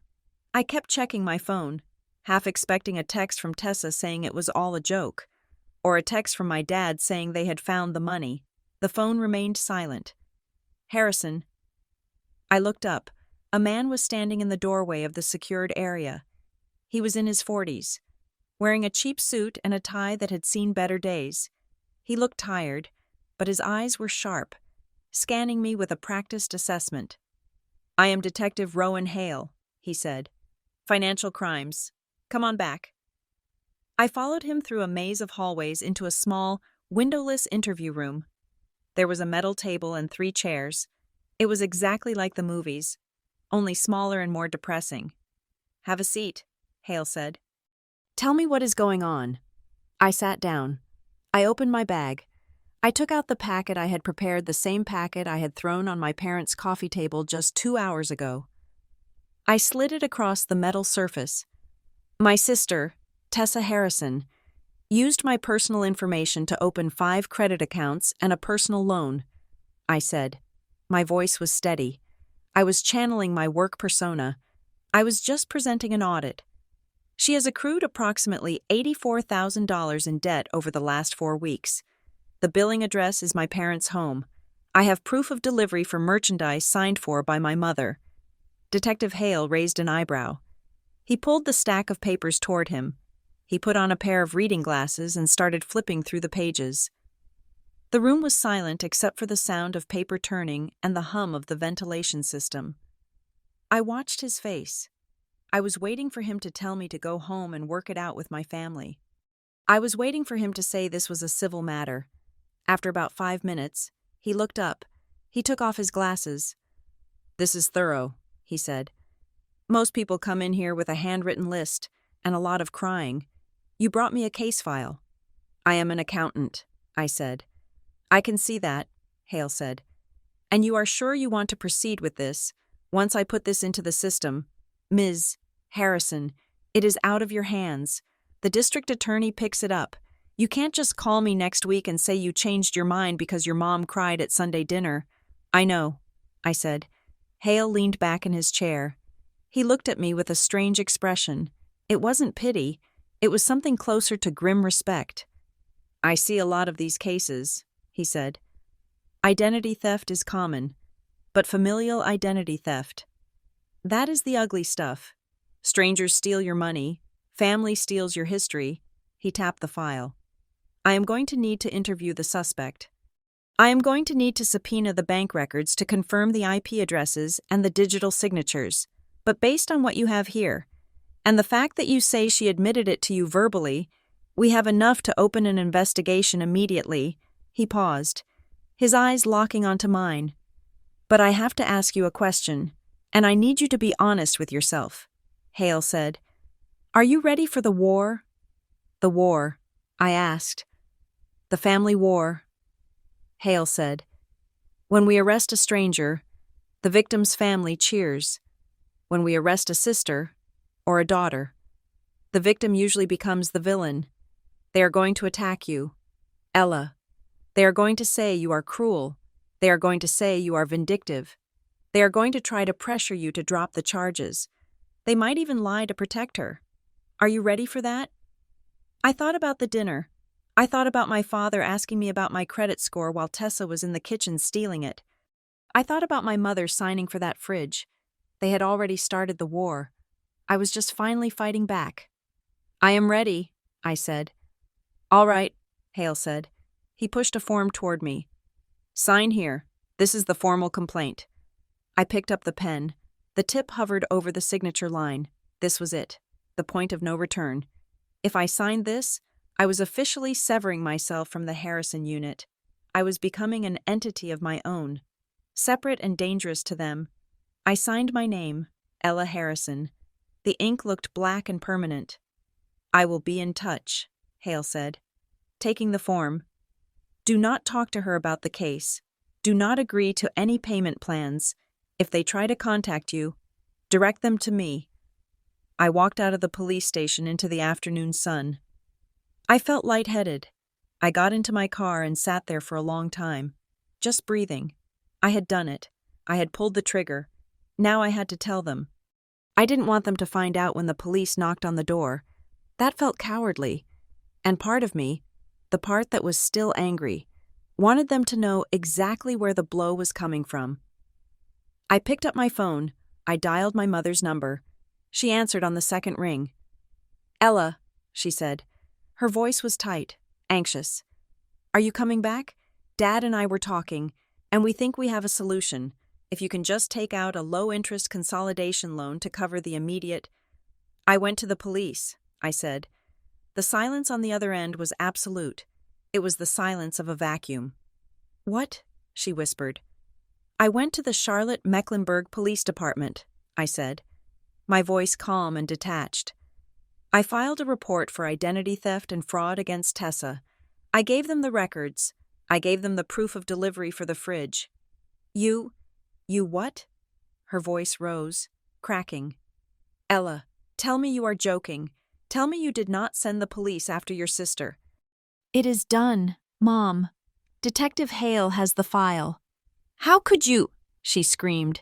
The sound was so loud I had to pull the phone away from my ear. How could you be so selfish? She is your sister. She is flesh and blood. You are going to send her to jail over money, you vindictive little... It is not about the money, I said, cutting her off. It is about the fact that you all sat there and lied to me. You chose her comfort over my life. Now let her handle the consequences. You fix this, she shrieked. You go back there, and you tell them it was a mistake if you don't. Ella, I swear to God, you are no daughter of mine. You are trying to destroy this family. The family is already destroyed. Mom, I said, you guys destroyed it. I am just the one filing the paperwork. I hung up. My hands were shaking again. My heart was pounding so hard it hurt. It was done. I was the villain. I was the vindictive one. I was exactly what Detective Hale had warned me I would be. 5 minutes later, my phone buzzed with a text message. It was from my father. I stared at the preview on the screen. I expected rage. I expected threats. Instead, the message was short, cold, and terrifyingly formal. Family meeting, Sunday, 1 o'clock, be there. I stared at the words. Family meeting. It wasn't an invitation. It was a summons. I knew what this was. This wasn't a meeting to talk about feelings. This wasn't a meeting to apologize. This was a tribunal. They were going to circle the wagons. They were going to bring in the reinforcements, the aunts, the uncles, the cousins. They were going to put me on trial in their living room and try to bully me into submission before the legal gears started turning. Caleb would tell me not to go. Detective Hale would tell me not to go. A smart person would stay home, lock the door, and let the lawyers handle it. But I wasn't just a plaintiff. I was a daughter who had spent 28 years trying to be seen. I wanted to see them. I wanted to look them in the face when they tried to justify this. I wanted to see, with my own eyes, exactly how far they were willing to go to protect the lie. I typed back a single word. Okay. I put the phone down. The sun was setting over the parking lot of the police station, casting long, distorted shadows across the asphalt. I started the engine. I had 24 hours to prepare for the trial of my life. And the judge wasn't going to be a woman in a black robe. It was going to be the people who gave me life, ready to tear me apart to save themselves. The driveway of my parents' house looked like a used car lot during a holiday sale. When I pulled up at 12:55 in the afternoon, I expected to see 2 cars, my father's truck and my mother's sedan. Maybe Tessa's convertible if she hadn't hidden it to avoid repossession. Instead, I saw a fleet. My Aunt Linda's minivan was parked on the grass. My Uncle Robert's Ford was blocking the garage. My cousin Sarah's hatchback was squeezed in behind the mailbox. I gripped the steering wheel of my Civic, looking at the gathering of chrome and steel. This was not a family meeting. This was an ambush. I turned off the ignition. The silence inside the car was heavy. My phone felt like a brick in my pocket. Recording app already running. Just as Caleb had advised, I took a deep breath, inhaling the scent of my own anxiety, and stepped out. The front door was unlocked. I walked in. The air in the house was stiflingly hot. It smelled of cheap perfume, brewing coffee, and collective judgment. They were all in the living room. My parents, Tessa, Aunt Linda, Uncle Robert, Cousin Sarah, even my great-aunt Martha was there. Perched in the armchair like a wrinkled judge. 12 people, 1 defendant, and the person who had committed the crime was sitting in the middle of the sofa, wrapped in a blanket, looking for all the world like a martyr who had been nailed to a cross of my making. The conversation died the second I stepped onto the carpet. 12 pairs of eyes snapped to me. There were no greetings, no smiles, just a wall of hostility so thick I could practically lean against it. "You came," my father said. He was standing by the fireplace, arms crossed. He wasn't wearing his gardening clothes today.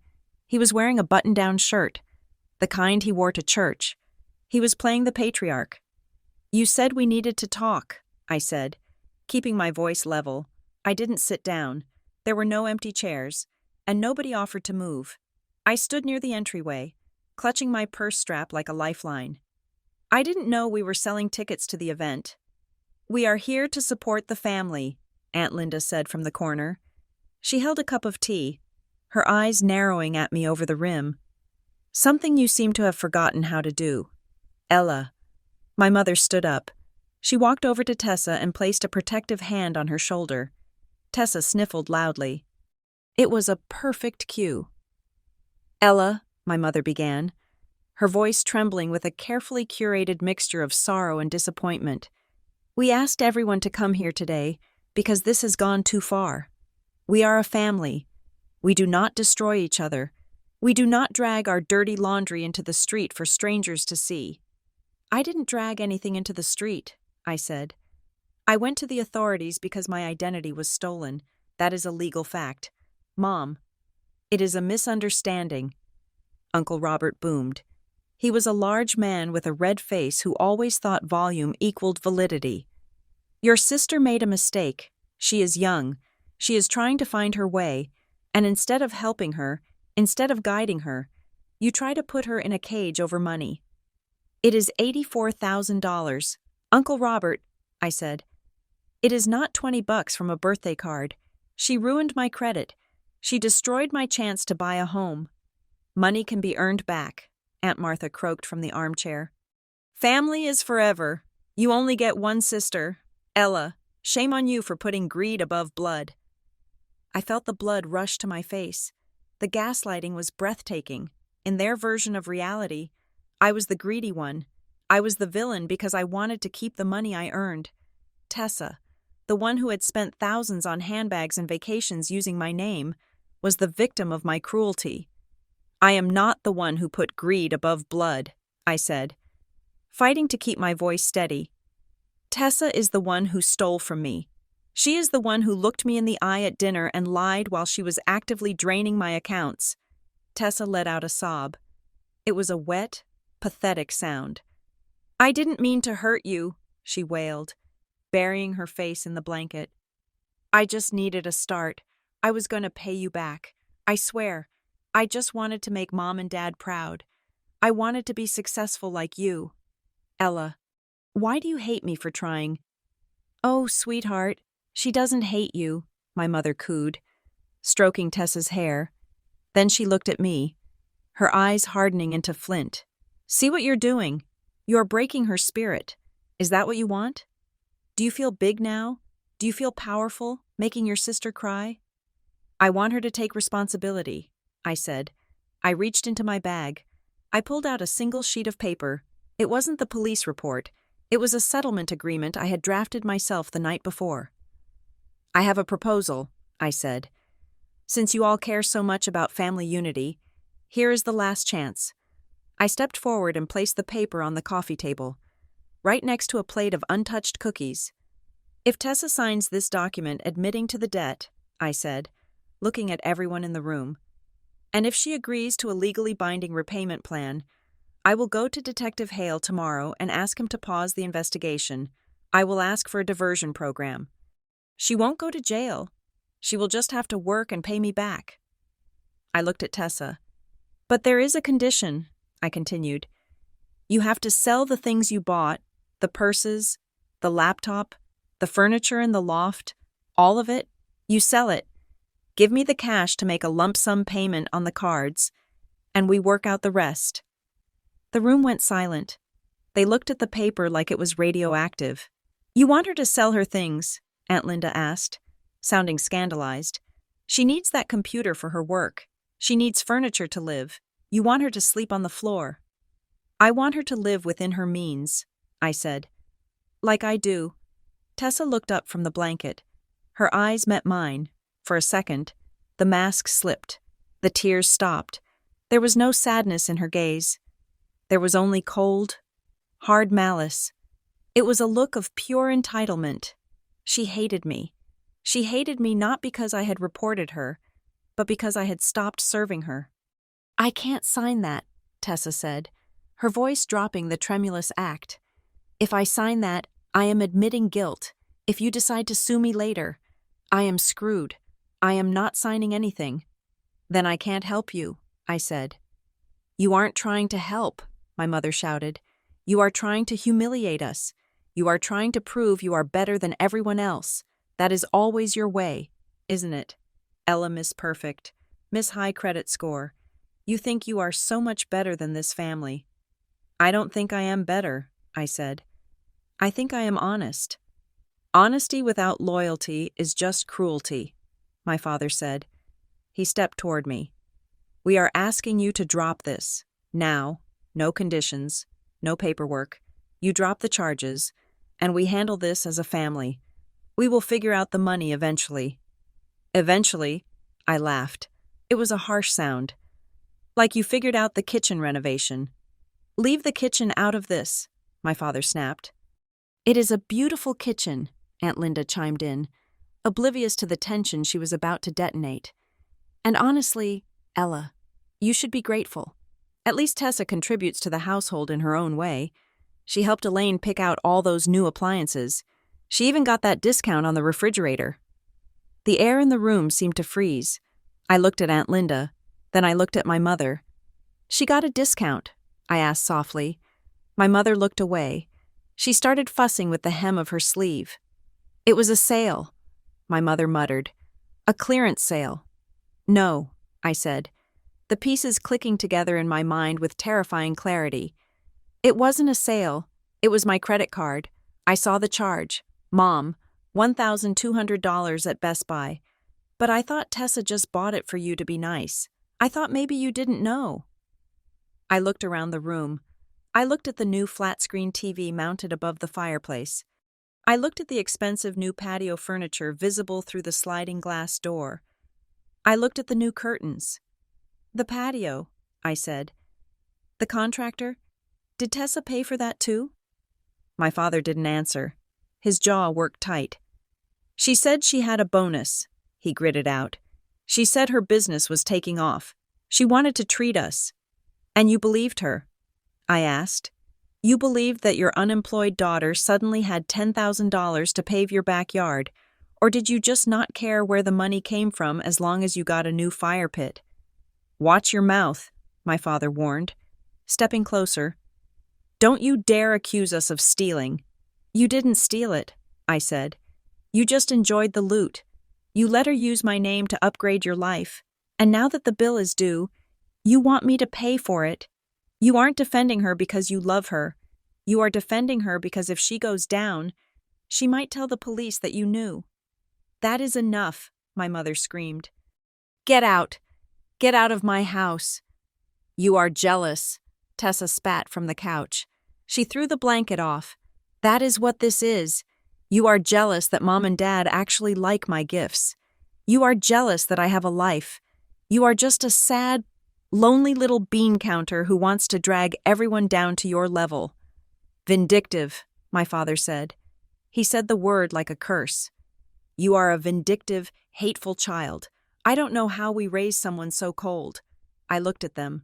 I looked at the aunts and uncles nodding in agreement, convinced that I was the monster.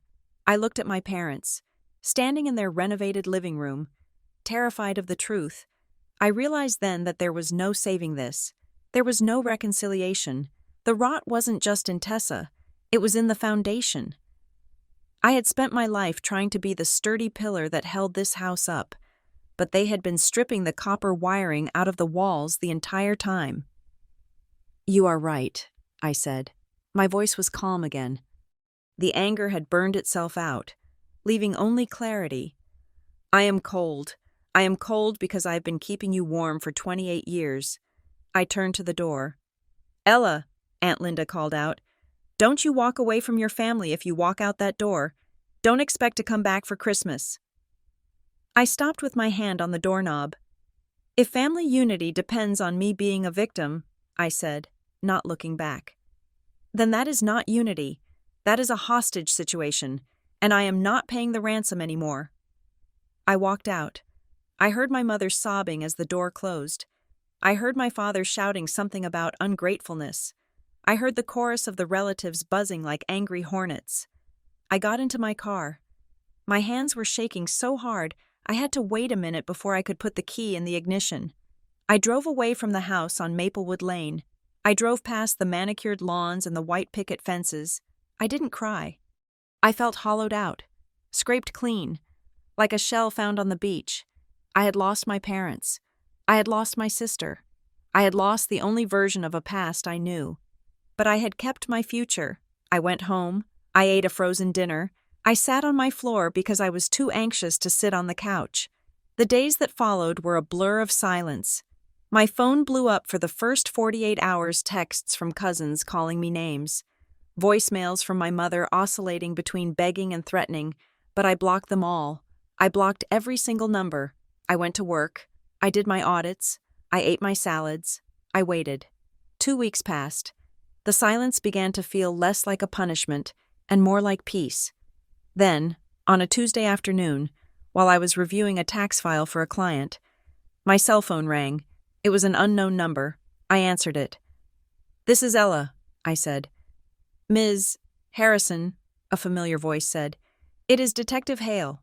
My stomach dropped. Detective, is everything okay? Did you arrest her? Not yet, Hale said. His voice sounded different than it had in the interview room. It sounded sharper, more urgent. We are still processing the subpoenas from the banks, but something came up in the preliminary review of the transaction logs. What do you mean? I asked.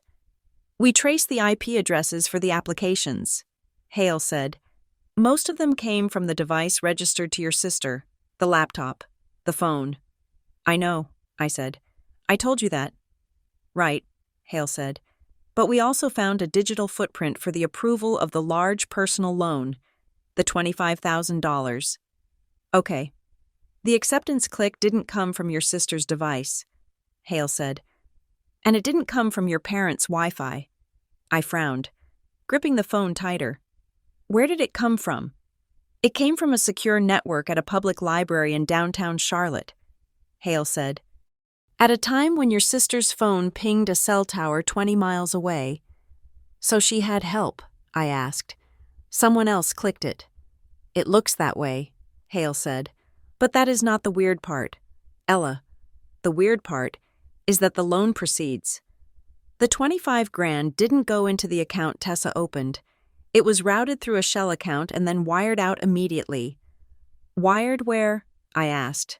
There was a pause on the line, a heavy, pregnant pause. We are still tracing the final destination, Hale said. But the intermediate account holder, it is a name that popped up in a cross-reference, a name connected to a bankruptcy filing from 5 years ago. Who? I whispered. Does the name Blue Haven Advisory Group mean anything to you?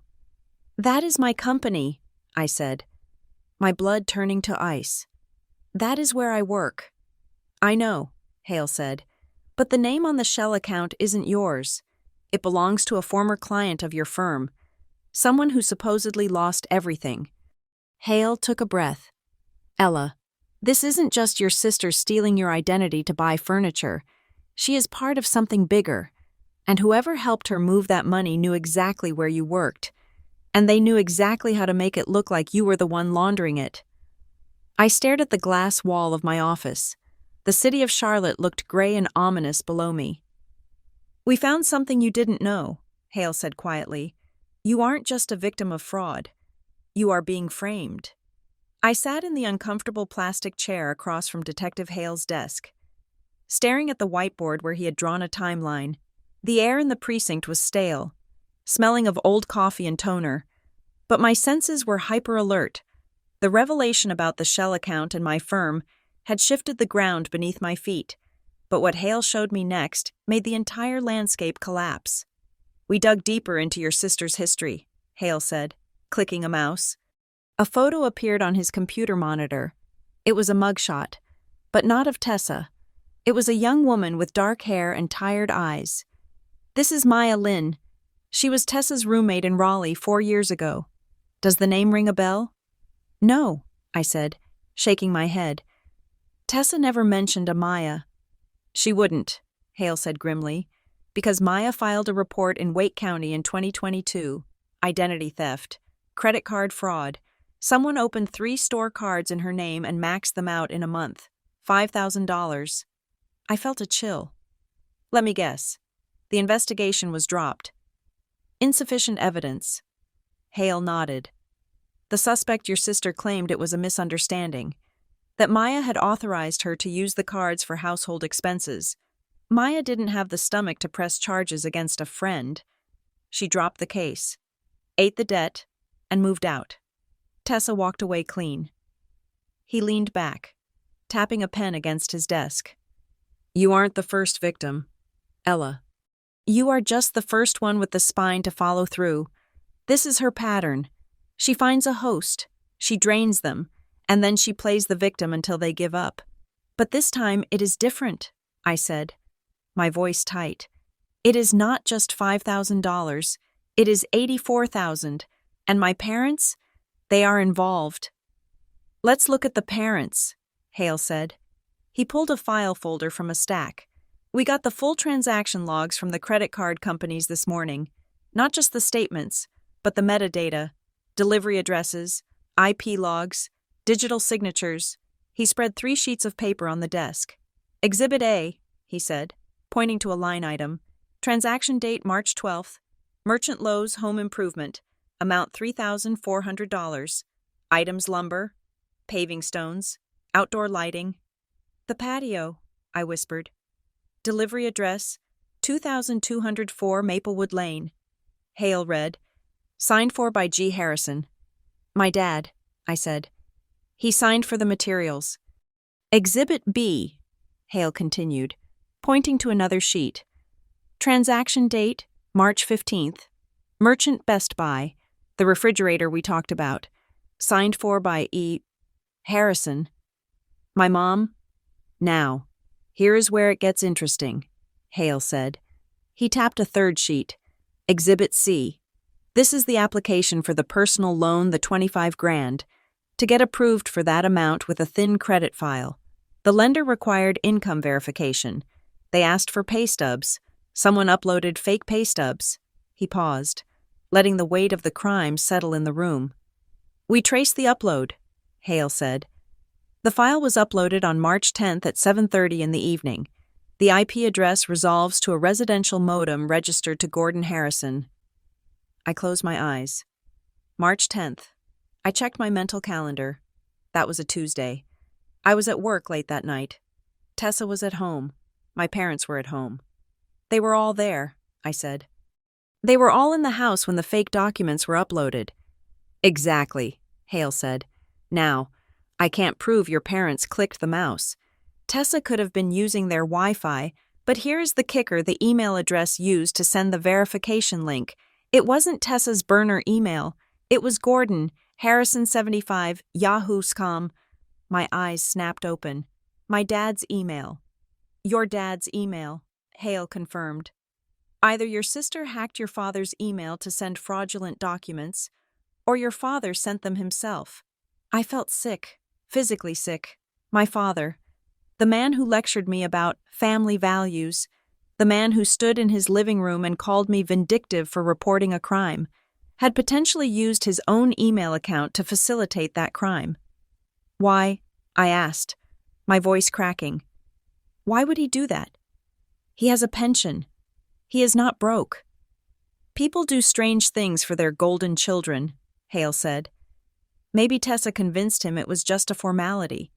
Maybe she told him she had the money coming and just needed a co-signer on the paperwork. Or maybe... He didn't finish the sentence. He didn't have to. Maybe he needed the money too. This isn't just theft anymore, Ella, Hale said softly. This is conspiracy. If we can prove he knowingly sent those docs. Your father is looking at felony charges right alongside your sister. I walked out of the precinct into the blinding afternoon sun. My head was spinning. The betrayal wasn't just a crack in the foundation. The entire house was built on quicksand. I drove home on autopilot. When I got to my apartment, I sat on the floor of my living room, staring at the wall. My phone buzzed. I looked at the screen. It was a text from my mother. I hadn't blocked them completely. I couldn't. Part of me needed to know what they were doing. Part of me was still that little girl waiting for them to say they were sorry. Message from Mom Ella. Please come home. Just for an hour. We need to talk privately. No shouting. No Tessa. Just us. I made that apple pie you like. The apple pie. The weapon of choice for the Harrison family matriarch. Whenever things got too real. Whenever the ugly truth started to show its teeth. She would bake something sweet and pretend the sugar could cover the rot. It was a trap. I knew it was a trap. She didn't want to talk. She wanted to soften me up. She wanted to remind me of the good times, the smells of childhood, the comfort of being safe in the nest. She wanted to trade a slice of pie for my silence. I didn't reply. 10 minutes later, my phone rang. It was my father. I stared at the caller ID. Dad, the man whose email address was on a fraudulent loan application. I picked up. I didn't say hello. I just listened. Ella. His voice was different. It wasn't the booming, authoritative voice from the living room tribunal. It was thin, shaky. It sounded old. I am here, I said. Can you? He paused, and I heard him take a ragged breath. Can you stop this? Please just stop the machine. I can't stop it, Dad, I said. It is out of my hands. The district attorney has the case. You can call them, he said, his voice rising in desperation. You can tell them it was a mistake. You can tell them you gave her permission. If you do that, it all goes away. If I do that, I go to jail for filing a false police report, I said coldly. Is that what you want? You want me to trade places with her? Nobody has to go to jail, he shouted, then lowered his voice to a frantic whisper. We can pay it back. I can take out a second mortgage. I can dip into the retirement fund. We will make you whole. Ella, every cent. Just don't let them take her. Don't let them look at the records. My heart stopped. Don't let them look at the records. He wasn't afraid for Tessa. He was afraid for himself. He knew what was in those logs. He knew his email was there. He knew his signature was on the delivery slip for the lumber.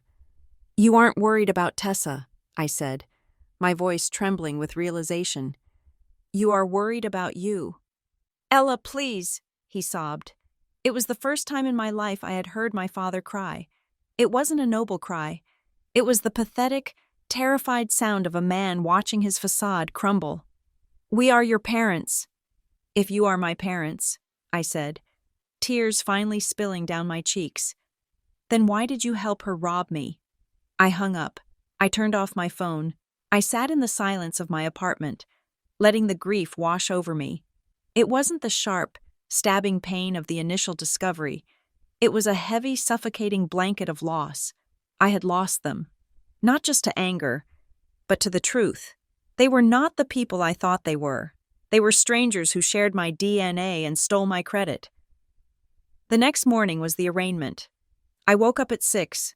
I didn't feel rested, but I felt clear. I showered. I did my hair in a tight, severe bun. No loose strands, no chaos. I went to my closet. I bypassed the soft cardigans and the floral dresses. I chose my armor, a black blazer, a crisp white shirt, tailored trousers, stiletto heels that clicked sharply against the floor, announcing my presence with every step. I applied my makeup with surgical precision, waterproof mascara, neutral lipstick. I looked in the mirror. The woman staring back at me wasn't Ella the daughter. She wasn't Ella the sister. She was Ella the witness. I drove to the courthouse. The sky was gray and overcast, threatening rain. I walked through the metal detectors, my heels echoing on the marble floor. I found the courtroom listed on the docket, State of North Carolina versus Tessa Harrison. I pushed open the heavy wooden doors. The room was buzzing with the low murmur of lawyers and clerks. I walked down the center aisle. I didn't look at the gallery. I walked straight to the front row reserved for victims and witnesses. I sat down. I kept my back straight, my chin up. I folded my hands in my lap. Then, I felt it, the weight of eyes on the back of my neck. I turned my head, just slightly. Sitting in the row directly behind the defense table, the row reserved for the family of the accused, were my parents. My mother was wearing black, as if she were at a funeral. She was clutching a tissue, her eyes red and swollen. My father was sitting next to her, staring straight ahead, his face pale and waxy. They weren't looking at me. They were looking at the empty chair where Tessa would sit. They had chosen their side, even after I told them about the investigation, even after my father begged me to stop to save his own skin. They were here for her. They were sitting behind her, a physical wall of support, silently telling the judge and the world that she was the one who needed protecting. And I was sitting alone on the other side of the aisle. The bailiff's voice boomed through the room. All rise. I stood up. My legs felt strong. The door to the holding cell opened. Tessa walked in. She was wearing an orange jumpsuit. Her wrists were cuffed in front of her. Her hair was messy. She looked small. She looked terrified. She scanned the room. Her eyes found Mom and Dad. She gave a small, tremulous smile. Then her eyes moved to me. The smile vanished. I didn't look away. I didn't blink. I looked at my sister, the thief, the architect of my ruin, and I let her see exactly what she had created. She wasn't looking at a victim anymore. She was looking at the consequences. All rise. The bailiff's voice did not boom. It cut through the murmurs of the courtroom like a guillotine blade. The heavy oak door behind the bench swung open, and Judge Adrienne Mallory entered. She did not walk with the hurried, chaotic energy of the lawyers who had been shuffling papers for the last 20 minutes. She moved with a terrifying, glacial slowness. She was a woman of indeterminate age, with steel gray hair cut into a sharp bob that framed a face which seemed to have been carved out of granite. She wore no jewelry. Her glasses hung around her neck on a simple black chain. She ascended the bench, her black robe billowing slightly, and sat down. She did not bang the gavel. She simply placed her hands on the desk, interlaced her fingers, and looked out at the room. The silence that followed was instant and absolute. It was the kind of silence that sucked the oxygen out of your lungs. Judge Mallory did not need to demand order. She was order. I sat in the front row, my back rigid against the wooden bench. My hands were folded in my lap, gripping my knuckles so hard that the skin was turning white. I was wearing my black blazer, the armor I had chosen to protect myself from the arrows I knew were coming. But as I looked at the woman on the bench, I realized that no amount of tailoring could protect me from what was about to happen. "Be seated," Judge Mallory said. Her voice was low, dry, and devoid of any warmth. The room exhaled and sat.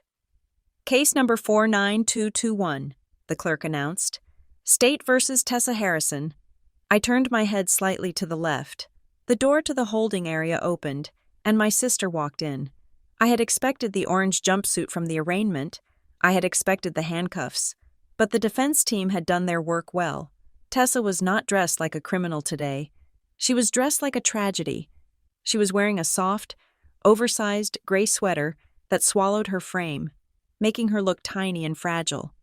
Her hair, usually styled and sprayed to perfection, was pulled back in a loose, messy, low ponytail, with wisps of hair framing a face that was completely scrubbed of makeup. She looked pale. She looked exhausted. She walked with a slight hunch, her shoulders drawn in, clutching a tissue in her hand like a lifeline. She looked like a child who had lost her way in a storm. She didn't look at me. She kept her eyes glued to the floor, performing the role of the remorseful, overwhelmed victim to perfection. If I didn't know that she had spent $3,000 of my money on a MacBook and a trip to a spa, I might have felt sorry for her myself. She sat down at the defense table, shrinking into the chair. Her lawyer, a slick man named Mr. Sterling with a suit that cost more than my car, stood up. He had the kind of voice that sounded like it was sold by the quart, oily and smooth. "Your Honor," Sterling said, "before we proceed with the sentencing recommendations, the defense would like to call 2 character witnesses to provide context for the court. We believe it is crucial for Your Honor to understand the family dynamics at play here, and to understand that the defendant is not a criminal, but a young woman in a crisis who was misunderstood." Judge Mallory looked at him over the rim of her reading glasses. "Proceed." "I call Elaine Harrison to the stand." My stomach dropped. I watched my mother stand up from the row behind Tessa.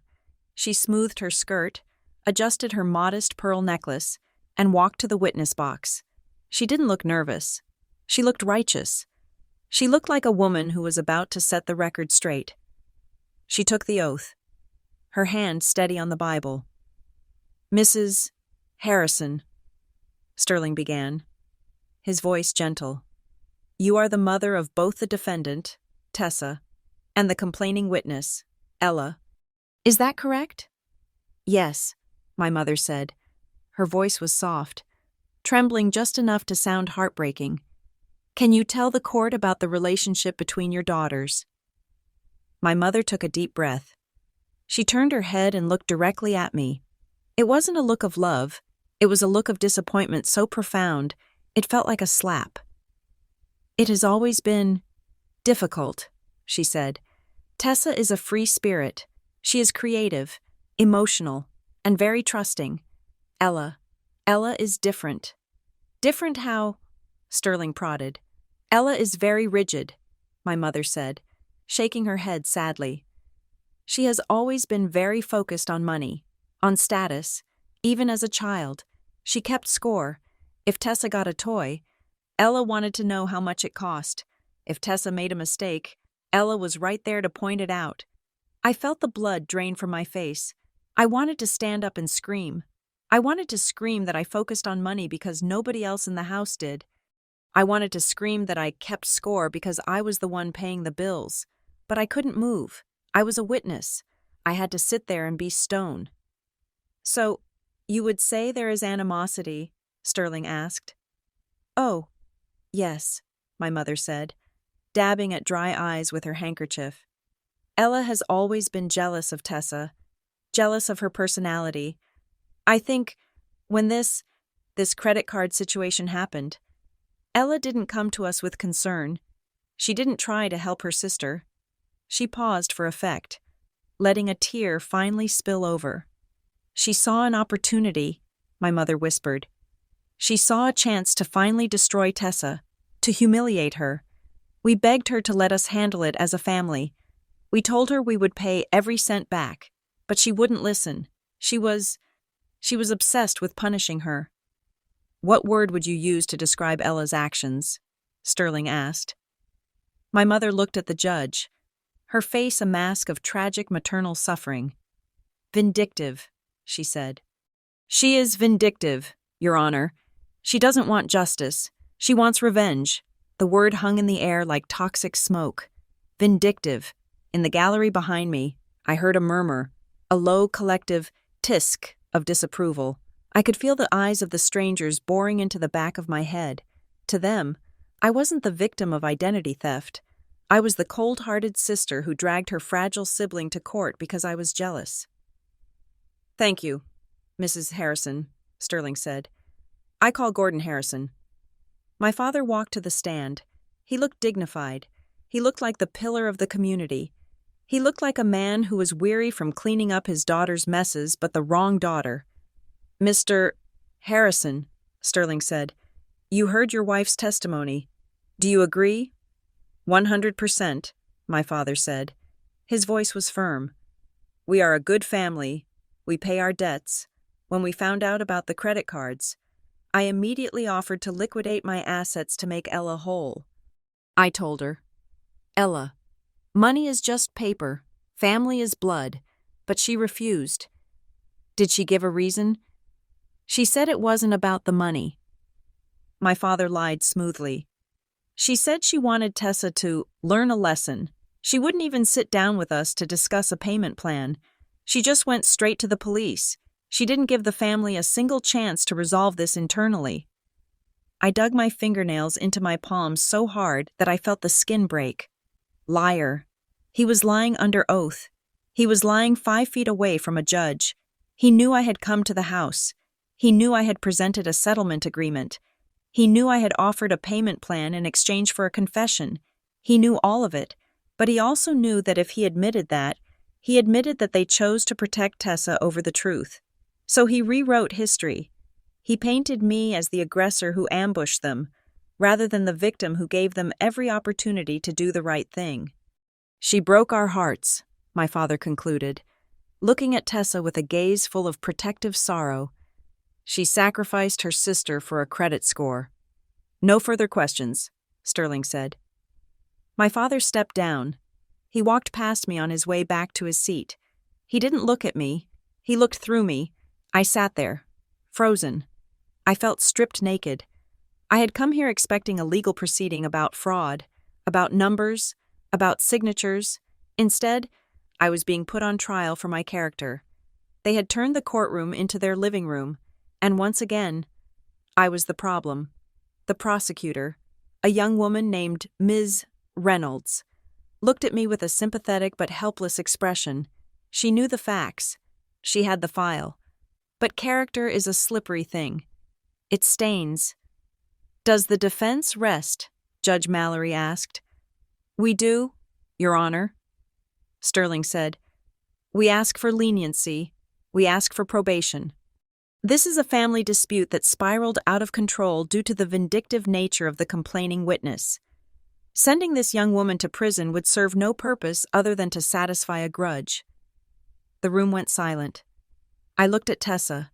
She was still hunched over, her head bowed. But as her lawyer sat down, she turned her head slightly toward the gallery, toward our parents, and for a fleeting second, just a fraction of a heartbeat, the mask slipped, the corner of her mouth quirked up. It wasn't a smile of relief, it was a smirk. It was the same look she used to give me when we were kids and she broke a vase, only to watch me get grounded for it. It was a look that said, I won. They chose me. They will always choose me. She thought it was over. She thought the poor, fragile Tessa act, combined with the cruel, vindictive Ella narrative, had worked. She thought she was going to walk out of here with probation and a story about how she survived her evil sister. The whispers in the gallery grew louder. I could hear snippets of conversation. Unbelievable. Her own sister. So cold. I wanted to disappear. I wanted to sink into the floorboards and dissolve. I felt the familiar shame washing over me, the conditioning of 28 years telling me that maybe they were right. Maybe I was the bad guy. Maybe I should have just paid the $84,000. Then, a sound cut through the noise. Flip. It was the sound of a page turning. Judge Mallory had not moved. She had not looked up. She had opened the thick file folder that sat on her bench, the file that Detective Hale and I had spent weeks building. Flip. She turned another page. Her face was unreadable. She studied a document. She adjusted her glasses. Flip. The room began to quiet down. The whispers faded. The silence stretched. 10 seconds. 20 seconds. A minute. It became uncomfortable. Then it became oppressive. Mr. Sterling shifted in his seat. He cleared his throat, thinking about interrupting, but one look at the judge's face stopped him.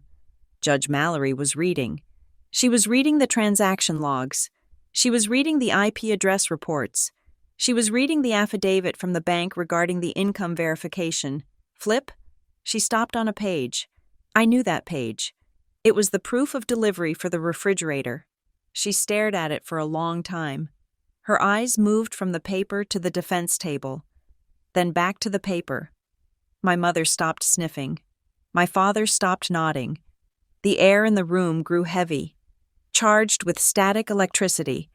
The confidence that had radiated from my parents just moments ago began to evaporate, replaced by a creeping, primal dread. They realized, perhaps for the first time, that this wasn't a performance. This wasn't a story they could spin. This was a record. Judge Mallory turned one more page. She read the report on the $25,000 loan application, the one sent from my father's email address. She closed the file. It made a soft thud that sounded louder than a gunshot in the silent room. She took off her glasses slowly. She placed them on the desk. She did not look at Tessa. She did not look at me. She did not look at the lawyers. She turned her chair 45 degrees and looked directly at the first row of the gallery. She looked at Gordon and Elaine Harrison. Her expression was not angry. It was not sympathetic. It was the look of a scientist who had just discovered a new, particularly virulent strain of bacteria. It was a look of cold, piercing clarity. My father swallowed hard. I saw his Adam's apple bob. My mother froze, her handkerchief hovering halfway to her face. Judge Mallory leaned forward into the microphone. The feedback hummed for a split second, then vanished. "I have a question," she said. "Mr. and Mrs. Harrison," Judge Mallory said. Her voice was not loud, but it carried to the back of the room with the weight of a gavel strike. "You stated under oath just now that your daughter, Ella, is vindictive because she reported her sister to the police. You described her actions as an attempt to destroy the family over a financial misunderstanding." She paused, letting the words hang in the air. My father shifted in his seat. My mother clutched her handkerchief tighter. "So, I have a question for you," the judge continued. She tapped the paper in front of her with a single, manicured finger. "In the documented instances where merchandise purchased with these fraudulent accounts was delivered directly to your front doorstep, the stainless steel refrigerator, the pallets of lumber, the designer furniture who was the person signing for those packages, and more importantly, who is currently using those items in their kitchen and backyard at this very moment. The The silence that followed was not the respectful silence of a courtroom. It was the terrified silence of a trap snapping shut. My mother opened her mouth to speak, perhaps to offer another excuse, but no sound came out. Her jaw worked uselessly. My father looked down at his shoes, his face draining of all color until it looked like gray putty. They had expected to talk about feelings. They had expected to talk about my character. They were not prepared to talk about their own possession of stolen goods. "I am asking for the truth," Judge Mallory said, her voice dropping an octave, becoming dangerous. "Did you know that the billing address for these 5 credit cards was your own home address? Did you see the statements arriving in your mailbox? And if you did, why did you not report them as fraud? Why did you allow the merchandise to be installed in your home?" Your Honor, Mr. Sterling, Tessa's lawyer, stood up quickly. "I object. The witnesses are not on trial here." "They are under oath in my courtroom," Judge Mallory snapped, not looking at him. "And they have just testified that the complaining witness is acting out of malice. I am trying to determine if the malice lies with the daughter who reported the crime, or the parents who are benefiting from it." She turned back to the gallery. "Well," she asked, We thought Tessa paid for them." My father stammered. His voice was barely a whisper. The booming patriarch was gone. "She said she had a bonus. We didn't know." "You didn't know?" The prosecutor, Ms. Reynolds, stood up. She didn't need to shout. She just held up a piece of paper. "Your Honor, the state has evidence that the income verification documents required to approve the $25,000 personal loan that was subsequently drained and laundered were emailed from an account registered to Gordon Harrison. That is the witness's personal email address." A gasp went through the courtroom. It was audible. The people in the back rose. The strangers who had been shaking their heads at me 5 minutes ago were now staring at my parents with wide eyes. Ms. Reynolds continued, relentless. "Furthermore, the timeline of the credit card transactions aligns perfectly with the renovation permits pulled for the Harrison residence. The lumber was purchased on March 12th. The permit was pulled on March 13th. The refrigerator was purchased on March 15th. It was installed on March 16th. This was not a series of gifts, Your Honor. This was a coordinated funding of a home renovation using a stolen identity." My father looked like he was going to be sick. He gripped the bench in front of him, his knuckles white.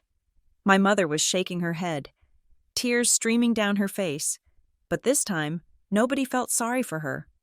"I am not a lawyer," Judge Mallory said, leaning back in her chair, "but I know what perjury looks like, and I know what being an accessory to a felony looks like." She looked at Tessa. My sister was no longer smirking. The arrogance had vanished. Her face was ashen. She looked from the judge to our parents, and for the first time, she realized the gravity of the situation. She realized that her shield, the unwavering support of Mom and Dad, had just been shattered. They couldn't protect her anymore. They were too busy trying not to get arrested themselves. "Mr. Sterling," Judge Mallory said, "I see significant contradictions in the testimony provided by your character witnesses versus the forensic evidence provided by the state. If we proceed to a full trial, I will be forced to refer these contradictions to the district attorney's office for a separate investigation into perjury and potential conspiracy." She paused. "I suggest you take 5 minutes to discuss the reality of this situation with your client, because the misunderstood victim narrative has just expired." "We would like a recess," Sterling said immediately. He looked pale. He grabbed Tessa by the arm and practically dragged her into the consultation room. My parents did not move. They sat frozen in the gallery. I turned my head and looked at them. My mother met my eyes. She didn't glare. She didn't cry. She looked at me with fear. She was afraid of me. She was afraid of the power I held. For 28 years, she had relied on me to be the fixer, the one who smoothed things over. Now she realized that by refusing to fix this, I had exposed the foundation of the entire family, and it was rotten. My father wouldn't look at me at all. He stared at the floor, a man defeated by his own greed. 10 minutes later, "Mr. Sterling and Tessa returned. Tessa's eyes were red and puffy. She wasn't acting anymore. She was trembling with genuine terror. "Your Honor," Sterling said, his voice subdued, "the defendant would like to withdraw her plea of not guilty. We have reached an agreement with the state." Judge Mallory nodded. "Go on." "Ms.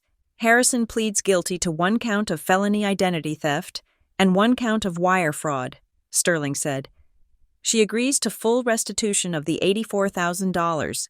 She agrees to 5 years of supervised probation. She agrees to liquidate all assets purchased with the funds, including the furniture and electronics." "And regarding the complaining witness," Judge Mallory asked, looking at me. "A permanent restraining order," the prosecutor interjected. "No contact, direct or indirect, for the duration of the probation, and a mandatory financial audit of the defendant's immediate family to ensure no further assets are being hidden." Tessa flinched at the word audit. My parents flinched harder. "Ms. Harrison," the judge said to Tessa, "do you understand these terms? Do you understand that by pleading guilty, you are a convicted felon, that you cannot vote, that this will be on your record forever?" "Yes, Your Honor," Tessa whispered.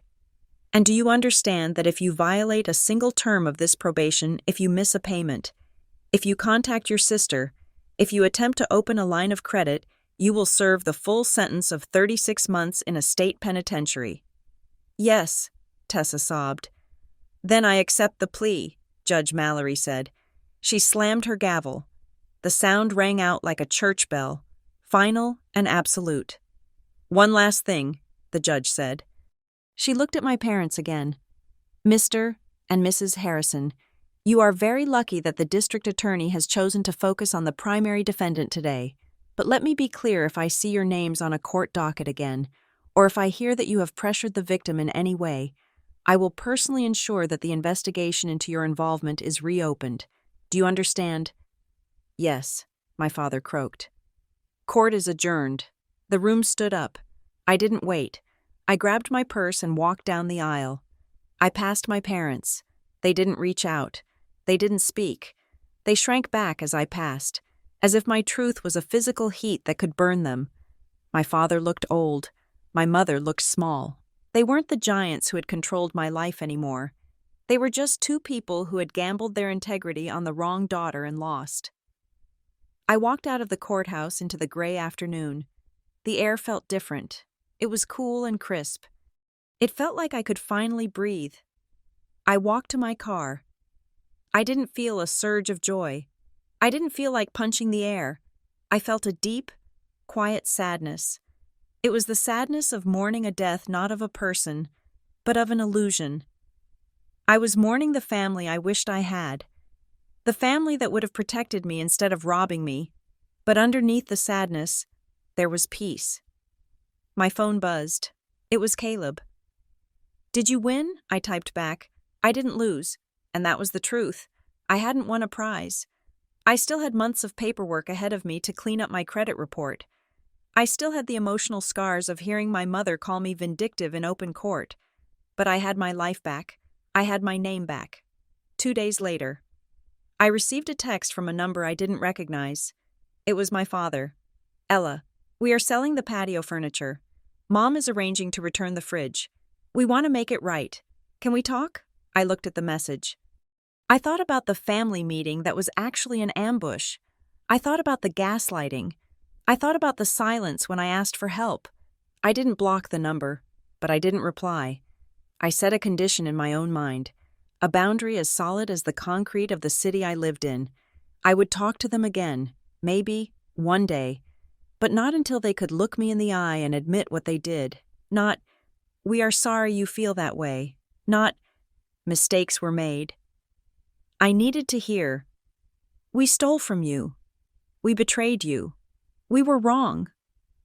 Until then, the silence was my answer. They called me vindictive. They called me cruel. They said I destroyed the family.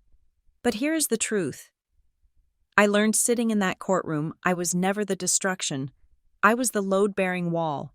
I was the one holding the roof up while they chipped away at the foundation. When I finally stepped away, When I finally refused to carry the weight of their lies and their debts, the house collapsed.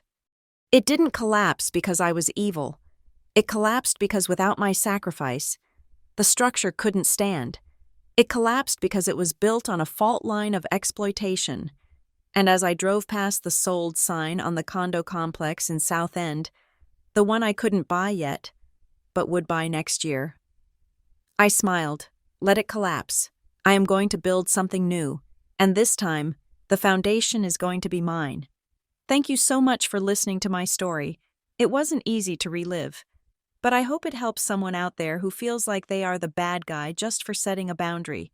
I want to know about you. Where are you listening to this story from right now? Is it morning, night, or somewhere in between? Let me know in the comments below. I read every single one.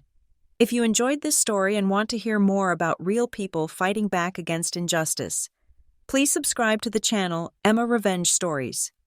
Hit that like button to support the channel, and if you really want to help this story get heard by more people, press that hype button. It means the world to me. Stay strong, and remember your peace is worth more than their approval.